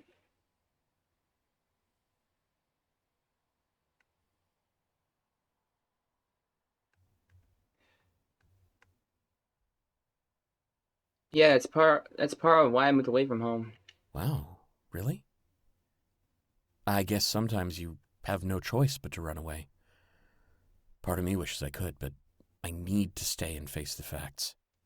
I had to make a snap decision in that server room, Delta, and I knew that it was probably the only chance I'd get. I was put on the spot in the worst possible way. At least I think it was the worst. But at least now I don't have to live with a what if. In my books, that's the exact same thing as regret. He scoffs. Ironic that I'm full of regret either way, huh? Regretful of the knowledge I'd regret not knowing. There's gotta be something poetic about that. I shrug. I'm just curious what you found out. He placed the whiskey back down, but I can tell he was tempted to have more. Well, I didn't even know where to start. I figured I'd just look them up and find an address. There's a long pause before he continues. But Oh, don't tell me. it's just... He almost breaks down in front of me as his eyes glisten. I know he's holding back, but I can hear the sheer sorrow in his voice. They're gone, Delta. Just gone. Gone? The last entry in their file was some kind of incident report. It mentioned something about a gas leak in the house. Oh, no. It was only a few years after I ran away. I don't know how to feel. I'm just so confused. He's shaking. I simply step forward and wrap my arms around him. What is my vision, then? We're happy. We're a family. My brother seems so proud when he looks at me, like everything is fine and I'm worth looking up to. And the hate between me and my parents is long gone. This vision is what I've based all my decisions around. And what? It's a lie? I continue holding him and just let him vent. If I knew this was going to happen, I would have stayed. I would have fixed things and spent more time with them. But then you wouldn't be who you are today. You're right. I know you're right. And it sucks. I like that version of me in the vision, though. I feel so complete. Like I can tell I'm missing something in reality. You have a family in all of us, Dante. I can tell you're starting to calm down. Yeah.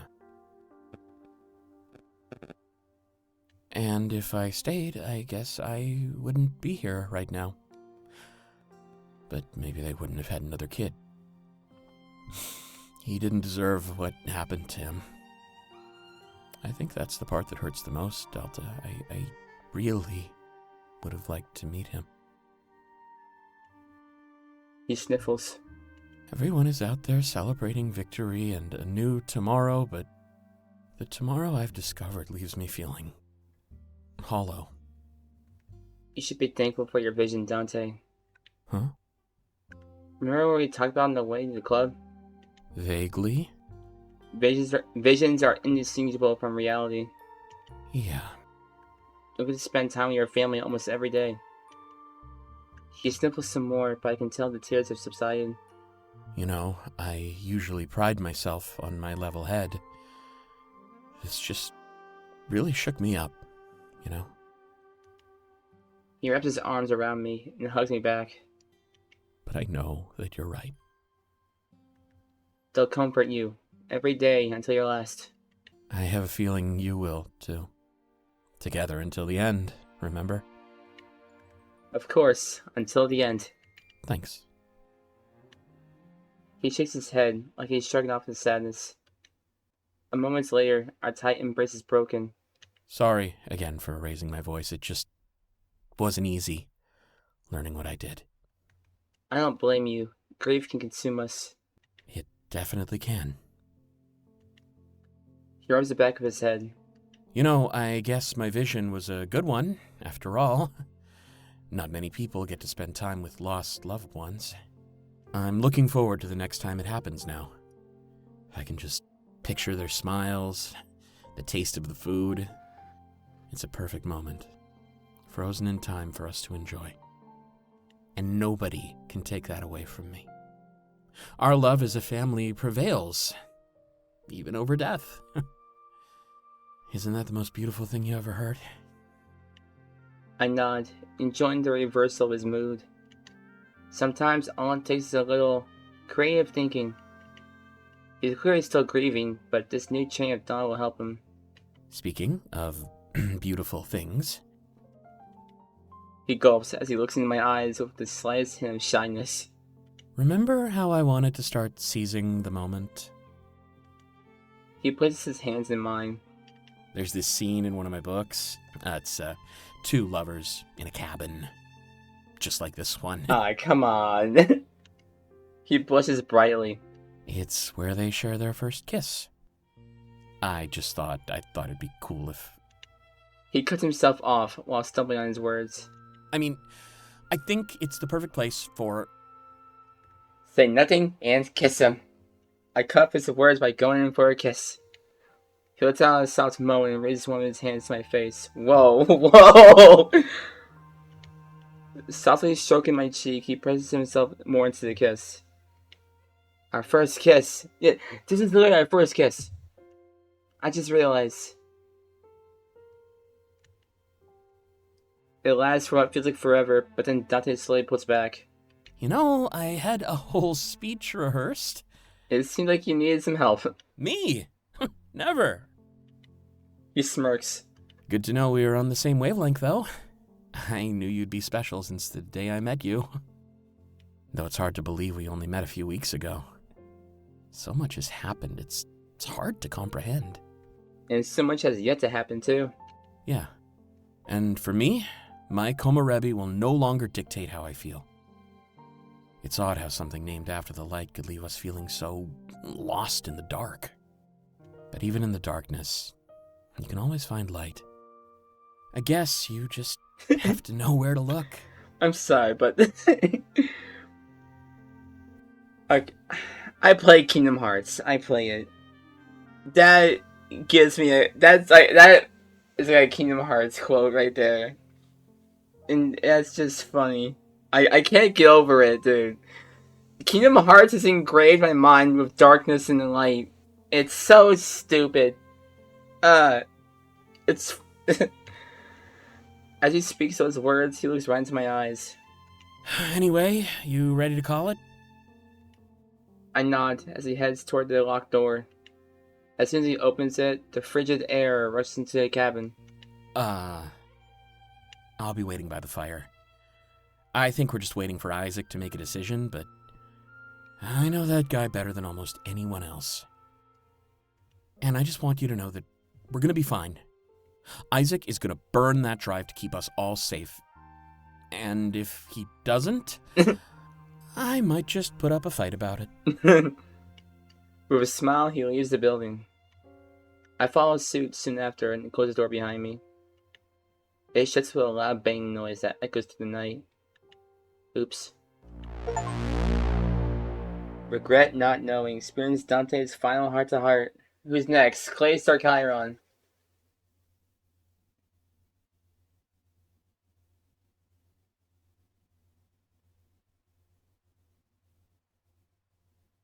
As soon as I exit, I notice that Kyron is looking directly at me. He waves me over, and I see no reason not to oblige.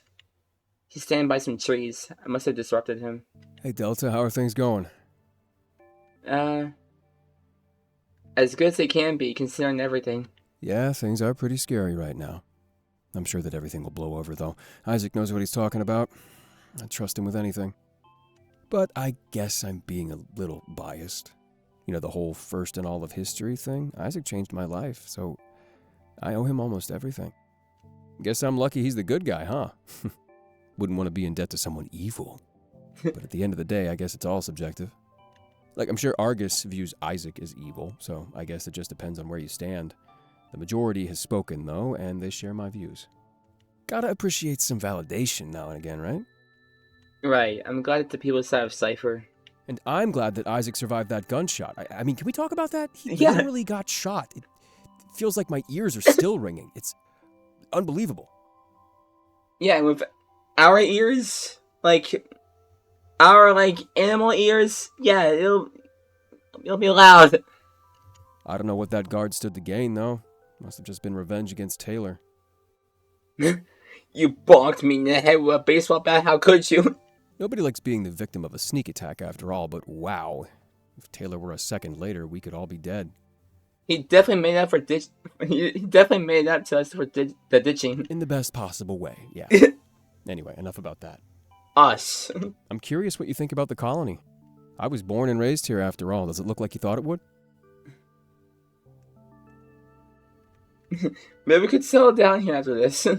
Don't get too far ahead of me, Delta. I think I'm going to stay in the city for a while. Not as much green, like I said, but I can deal. Crossing that wall changed my life for the better. Until just a few weeks ago, I felt like life was on autopilot. Just going through the motions, routine after routine. Everything you take for granted is just amazing to me. It's a city full of opportunity, and I aim to take advantage of that. That is, if everything ends well. But all signs are pointing to yes. I mean, there's no way Isaac will keep that drive. He'd be better off going back to that HQ and letting them shoot us. It'd get things done a lot quicker, and with a lot less paranoia. Ugh, sorry for being grim. But you know what I mean. I'd rather not have a target on my back for the rest of my life, especially after what we learned about Klace's vision. Maybe the leader holds a grudge? Good thing they might not have a monopoly anymore. They could probably kill us remotely with how much they control. Kill us remotely? We should ask Klace if we're allowed to tour with him. At least he has security, and he's always flying from place to place. After seeing Toronto, I kind of want to see what else is out there. Touring with Klace would be pretty fun, and extremely safe. I know enough about idols to know that their security is top-notch. I mean, we're celebrities too now, right? I mean, they had cameras on us during that final standoff. It was a pretty historic moment, so I bet everyone knows our faces. The faces? What is I bet everyone knows their faces. Well, even if they don't, I know people from my colony do. That gathering outside was a big mix of zeros and city folk. I locked eyes with a few of them, and without a word, they understood. They knew why I was never in the town square. They knew that I became a champion for all of them, and most importantly, they knew that the worst was over. He places his hand on the tree and sighs. I just wish that he could have been there, you know? Oh, yeah. He looks up to the top of the tree. This is one of the trees we used to climb. Well, when we wanted to take it easy. It's pretty beginner. The deeper you go into the forest, the taller they get. That's where I'd watch the city and dream of experiencing it. It's like I got everything I always wanted, except for him. And that's the lame part. I'm not sad or anything, though. I know he'd be happy that I moved on and lived my life. Not only that, but we saved zeros from being stuck on the colonies. So the stuff that happened to him won't happen anymore. And especially the stuff that happened in the town square. In my mind, those zeros deserve a monument ASAP. Yeah, that moment is forever etched into my mind. It feels weird to witness a historic moment, doesn't it? We're all going to remember where we were when it happened. Everything felt different before that. It's hard to explain. It's like a new era. Yeah, you're right. Glad we can share it together. You mind if I have some time to myself, Delta? I'm just going to reminisce for a little bit. No, let me talk to you more. I nod and he looks back at the tree. Come to think of it, I could use some time myself too. I make my way back to the cabin, think about almost everything. I'm surprised Kyron didn't mention anything about his parents. Maybe he thinks he missed a chance to talk to Isaac about it. If there were a time and a place, it would have been the HQ. However, Isaac knows a lot more than he's been laying on. I was tempted to bring it up to Kyron, but it wasn't my place. That was Isaac's job now, whenever he felt ready. But it's a delicate subject. Kyron hates his parents. No idea how he'd react to knowing he was named after the guy. It just makes me realize that there's still a long road ahead. So this wasn't the end. It was a new beginning. With that pleasant thought lingering in my head, I entered the cabin. A little validation experienced Kyron's final heart-to-heart. Aww. I didn't get to kiss him. I didn't get to kiss Kyron.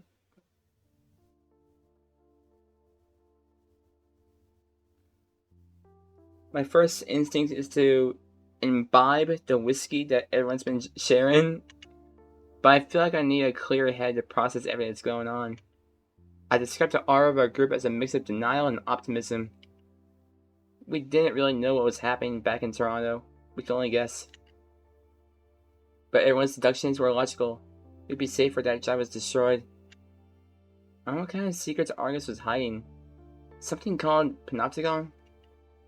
Without any reception, I'd search it up, but there was none to be found. Life without a working phone seems terrible. I feel so vulnerable. A second later, the door opens. Hey, Delta. Thought I'd come see what's up. Just trying to process everything. It's a lot. A lot is probably an understatement. I'm sorry for panicking back at the HQ, by the way. I think that was definitely panic-worthy. Yeah, that's what everyone keeps saying. I didn't know what to expect from today, but it wasn't that. I expected you to go fucking feral over a security guard. Until today, she only existed inside of my vision. The leader of Argus, though? Wow. Guess it makes sense that I never saw her then. No one else did either. At least until today. Are you holding up alright? I mean, that's kind of a big question. Because of my vision, I'm never really alright. I'm always just waiting until the next time it happens. They gave me some pills though, and I make sure to take them. They're supposed to calm me down and stop me from dreaming. Oh, that's right. My counselor said that the visions are basically dreams. I suppose if you could suppress those, then things will be alright. But I have a feeling he's developed a dependency on those pills. I have a sudden flashback to our time at the Triple R. Those gummies he had gave him a dreamless sleep, as he put it. Perhaps there were better alternatives than those pills. It can get really hard sometimes, you know? The vision could come at almost any time. But my old manager gave me this scarf when I told him about it. Sometimes when it happens, I grab at my neck in real life. I can never pull the rope off my neck in the vision. But when I tug on the scarf, and it comes loose, sometimes the vision ends. I guess it's a way of tricking my body to snap back. It doesn't always work, but it tends to come in handy. Jeez. Come to think of it, I've seen him playing with Scarf a lot. Has he had his vision right in front of us and we didn't even know? Hey, I have a question. Of course, you can ask me anything. Well, the vision makes it really hard to live a normal life. There are days where it can get really, really rough. And on days like that, I just wish it would happen already. Does that make me a bad person?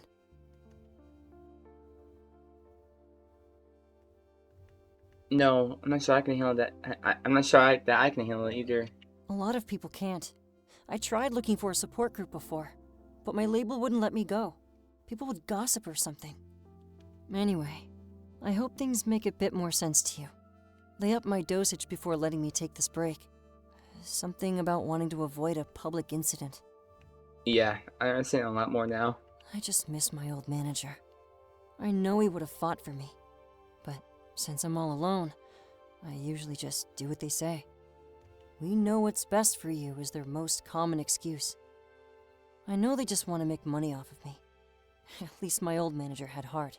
That's the one thing you need in a business like this. In a sea full of greed, kindness really stands out. Did I ever tell you how I met him? No, just say he passed away. Oh. Well, he approached me after that talent show. Wanted to organize my transfer to a new school. My family obliged, and we started planning the move. It sounds like he really believed in you. Oh, he definitely did. He proved it every opportunity he could. Also, I had a best friend when I was in school. His parents were best friends with mine, too. When it came time to move, they wanted to move as well. I was actually really happy. I wouldn't have to lose my best friend. It was a long drive, and I convinced his parents to let him come in our car. So there we were, all four of us. It felt like we all had the world in our hands. But when you do, it always finds a way to slip through your fingers. I was the only one who survived the accident on the way there. I just remember waking up in a hospital bed, in a world without them. His parents found out pretty fast, of course. They came to visit me, and I was actually hopeful. If anybody would take care of me, it would be them. But I saw nothing in their eyes, except resentment and hate. They told me I deserved a bunch of awful things, and left me there all alone. Apparently it was my fault, just because I wanted to sit beside my friend. Everything felt hopeless for me at that point. I lost everybody, and I was cursed with this vision. But then my manager came to see me in the hospital. He held my hand, saying that he'd take care of me.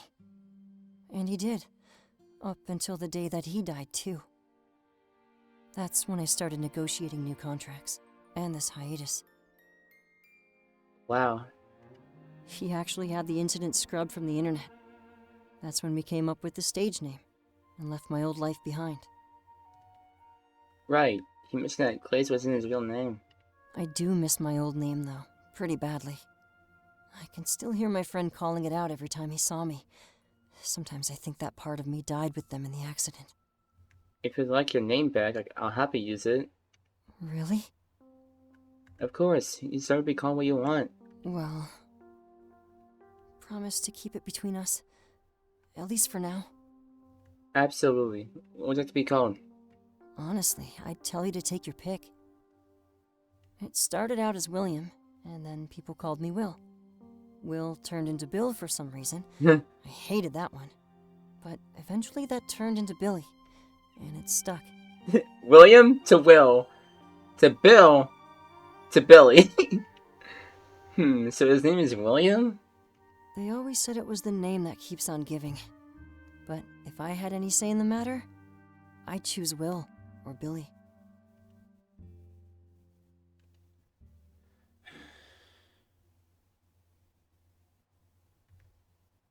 You got it, Will. He laughs, and a big smile appears on his face. It sounds so weird to hear it after all those years. But thank you, Delta. From the bottom of my heart. He steps forward and kisses me softly on the cheek. There is one more thing I wanted to talk about, though. He walks to the cabin door and locks it before turning around. Oh no. I know you read my diary, Delta. Did a pretty bad job of covering your tracks. Shit. I knew this was gonna happen. I immediately lock up in fright, and the energy in the room changes drastically. There's only one thing I have to say to you about it. Please don't hate me. Thank you. Really? You're not gonna, harass me? Huh? I don't know how to explain it, but it really helped me out. It made it a lot easier to open up to you just now. You understand a little more than the others outside. And in my situation, that makes a world of difference. So you're not mad at me? He steps forward until he's close to me again. Oh, I definitely am. Actually, I consider it the end of us. No, please. Oh. But it's also the start of something new.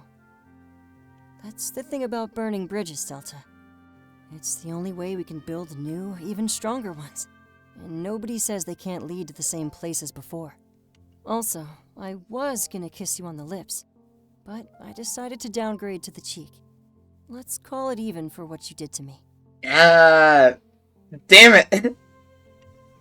I shrug and tell him it's fine with me. Let's get back outside then, alright?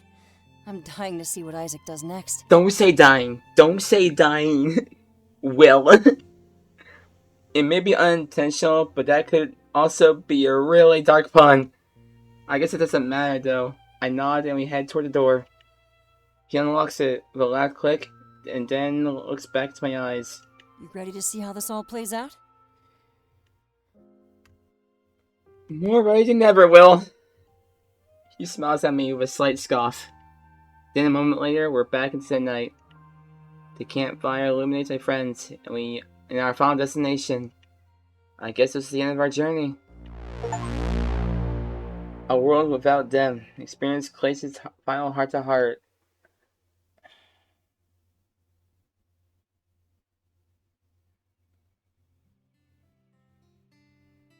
Man. I make my way toward the campfire of Klace. My worry starts to dissipate since we've been safe for a while now. If Argus were going to come after us, they probably would have been here already. I take a seat beside Isaac, who seems lost in thought. He's staring down the drive, clearly still wondering what to do with it.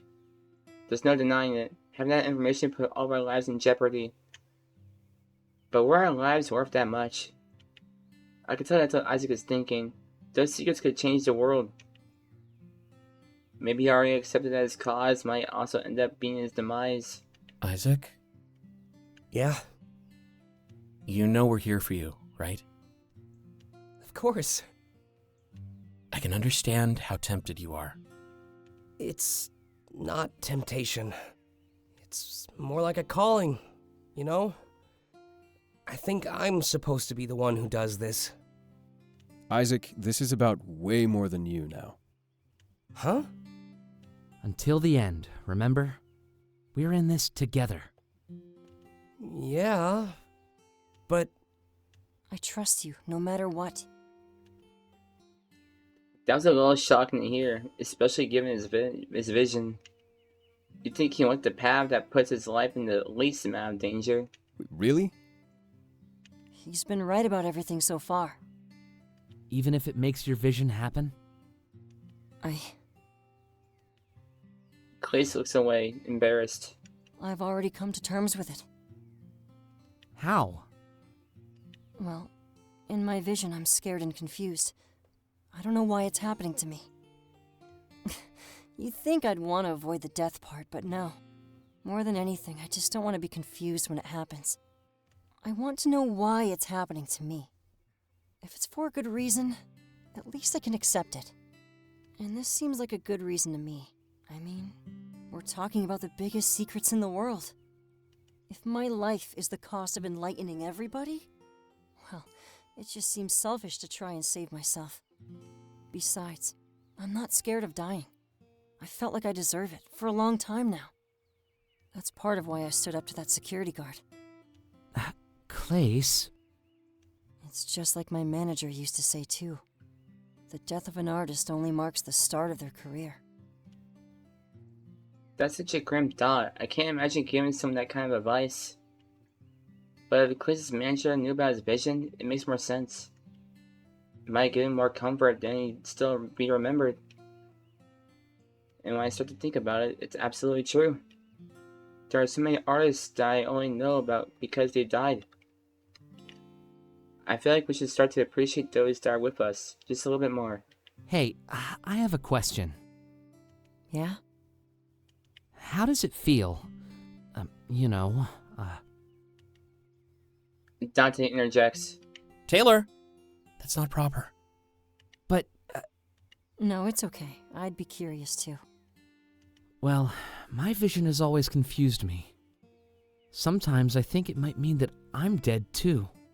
Yeah, because you're lost in the darkness. That's your vision. What is it? Just complete darkness.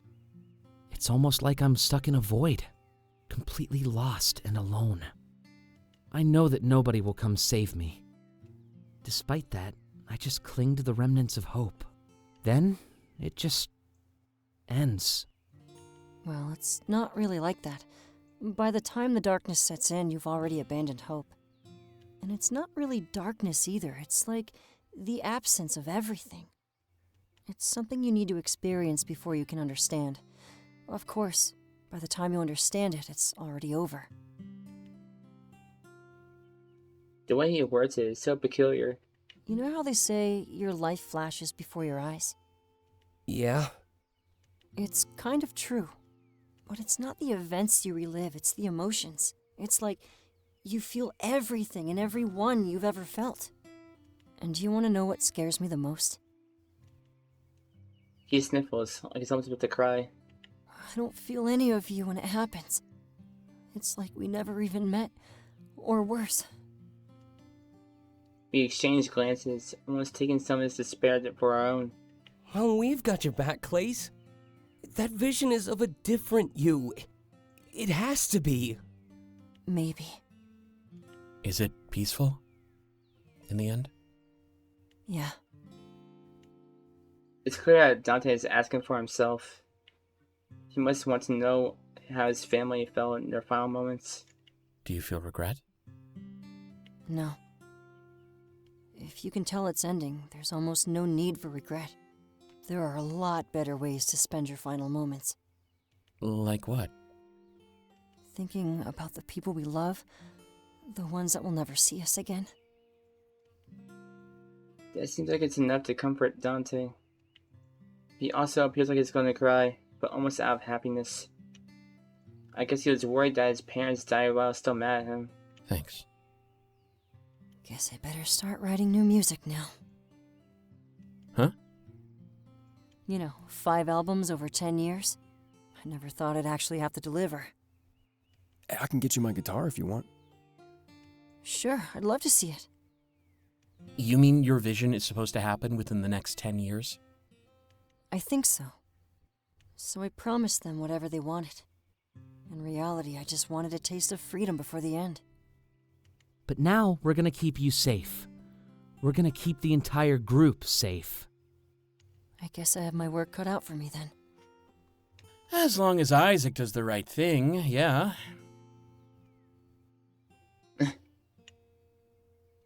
Isaac sighs, his hand trembling as he grips the drive. I feel like he's already made up his mind.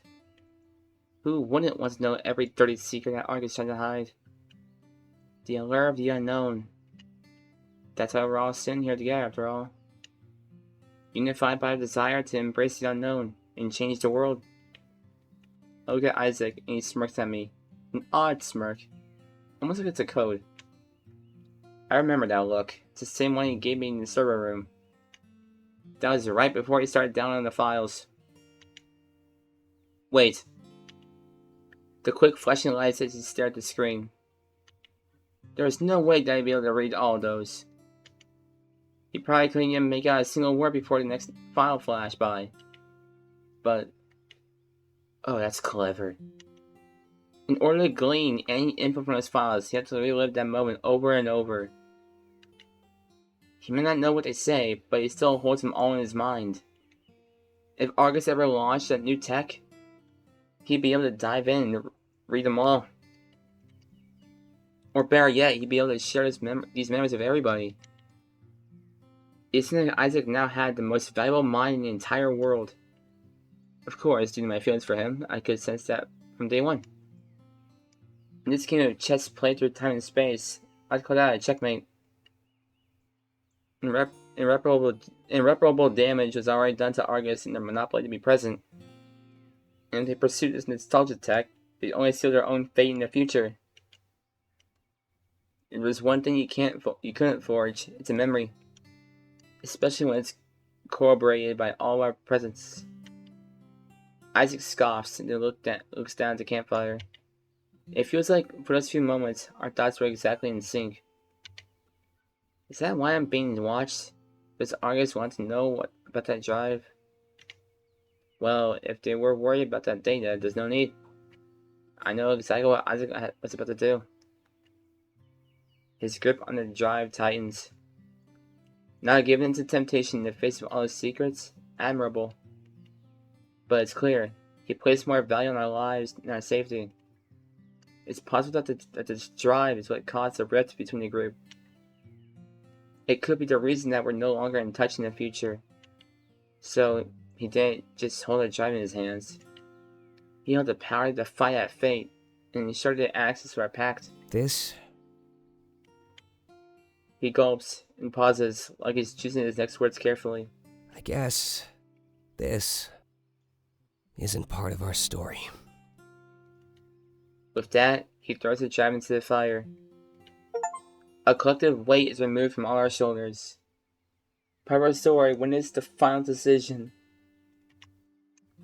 We hear crackling noises as it burns, and all the data is lost. Hey, here you go. I look over at Kyron, who is handing a guitar to Klace. That must have been the one he played when he lived out here. Thanks, Kyron. He takes it and strums it a few times before adjusting the tuning keys.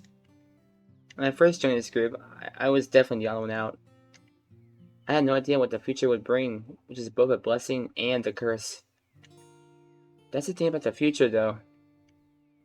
Run from it in fear or embrace it head on. You can never stop it. Our group was a mixture of both mentalities, due to Komorebi. But now, nobody here to live their life with a vision that influenced their lives. Not even Argus or Komorebi could stand in the face of true resolve and love. We'd keep Klace safe and ensure that none of us drift apart. So, one more song? I hope you got a lot more than that in you. Yeah, of course. Here's something you might not recognize. We're gonna hear a tune. We look at each other and smile as we greet the dawn of an uncertain future. Because, despite all odds, we never really knew what was coming next. And when you stop to think about it, isn't that the beauty of life? Flashback.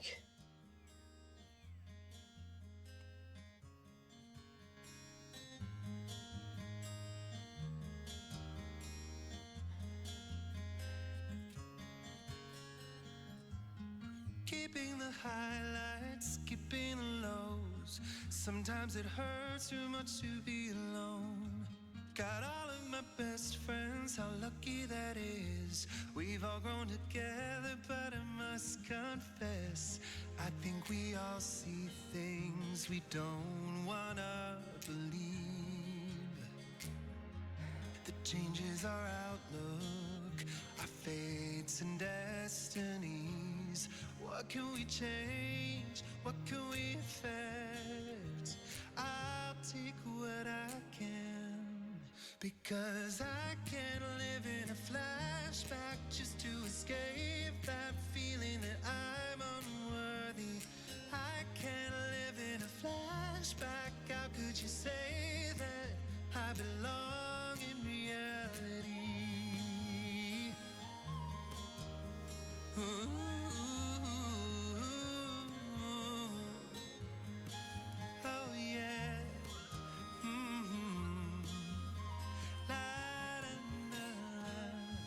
There's no way to find out, no one can know. A gift from the future that now I bestow. A familiar rhythm, a genuine hit. I know I wrote it, but did I write it yet?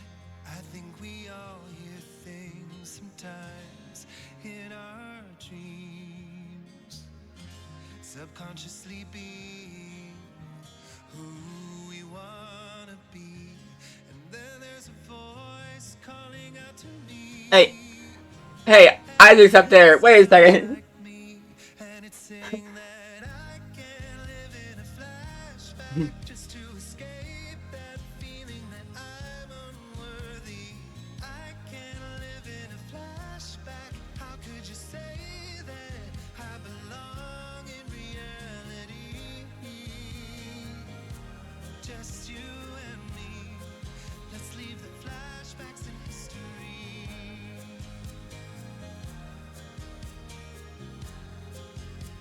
Flashback to history. Ooh, ooh, ooh, ooh.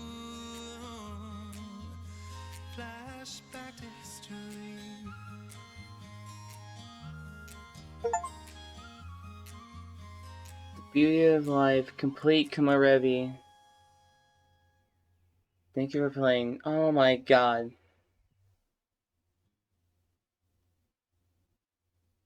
Honestly amazing. From the demo of like last, I think like September or something I started playing. It was great. Even though there had not much content, there's only a little bit of stuff in the first like demo or whatever. But man, I love literally everything about this game. The characters, the story, the art, the music, literally everything. It's man. Thank you for playing. Thank you for making this. And what's our final hour time of this playthrough? 19:51:53.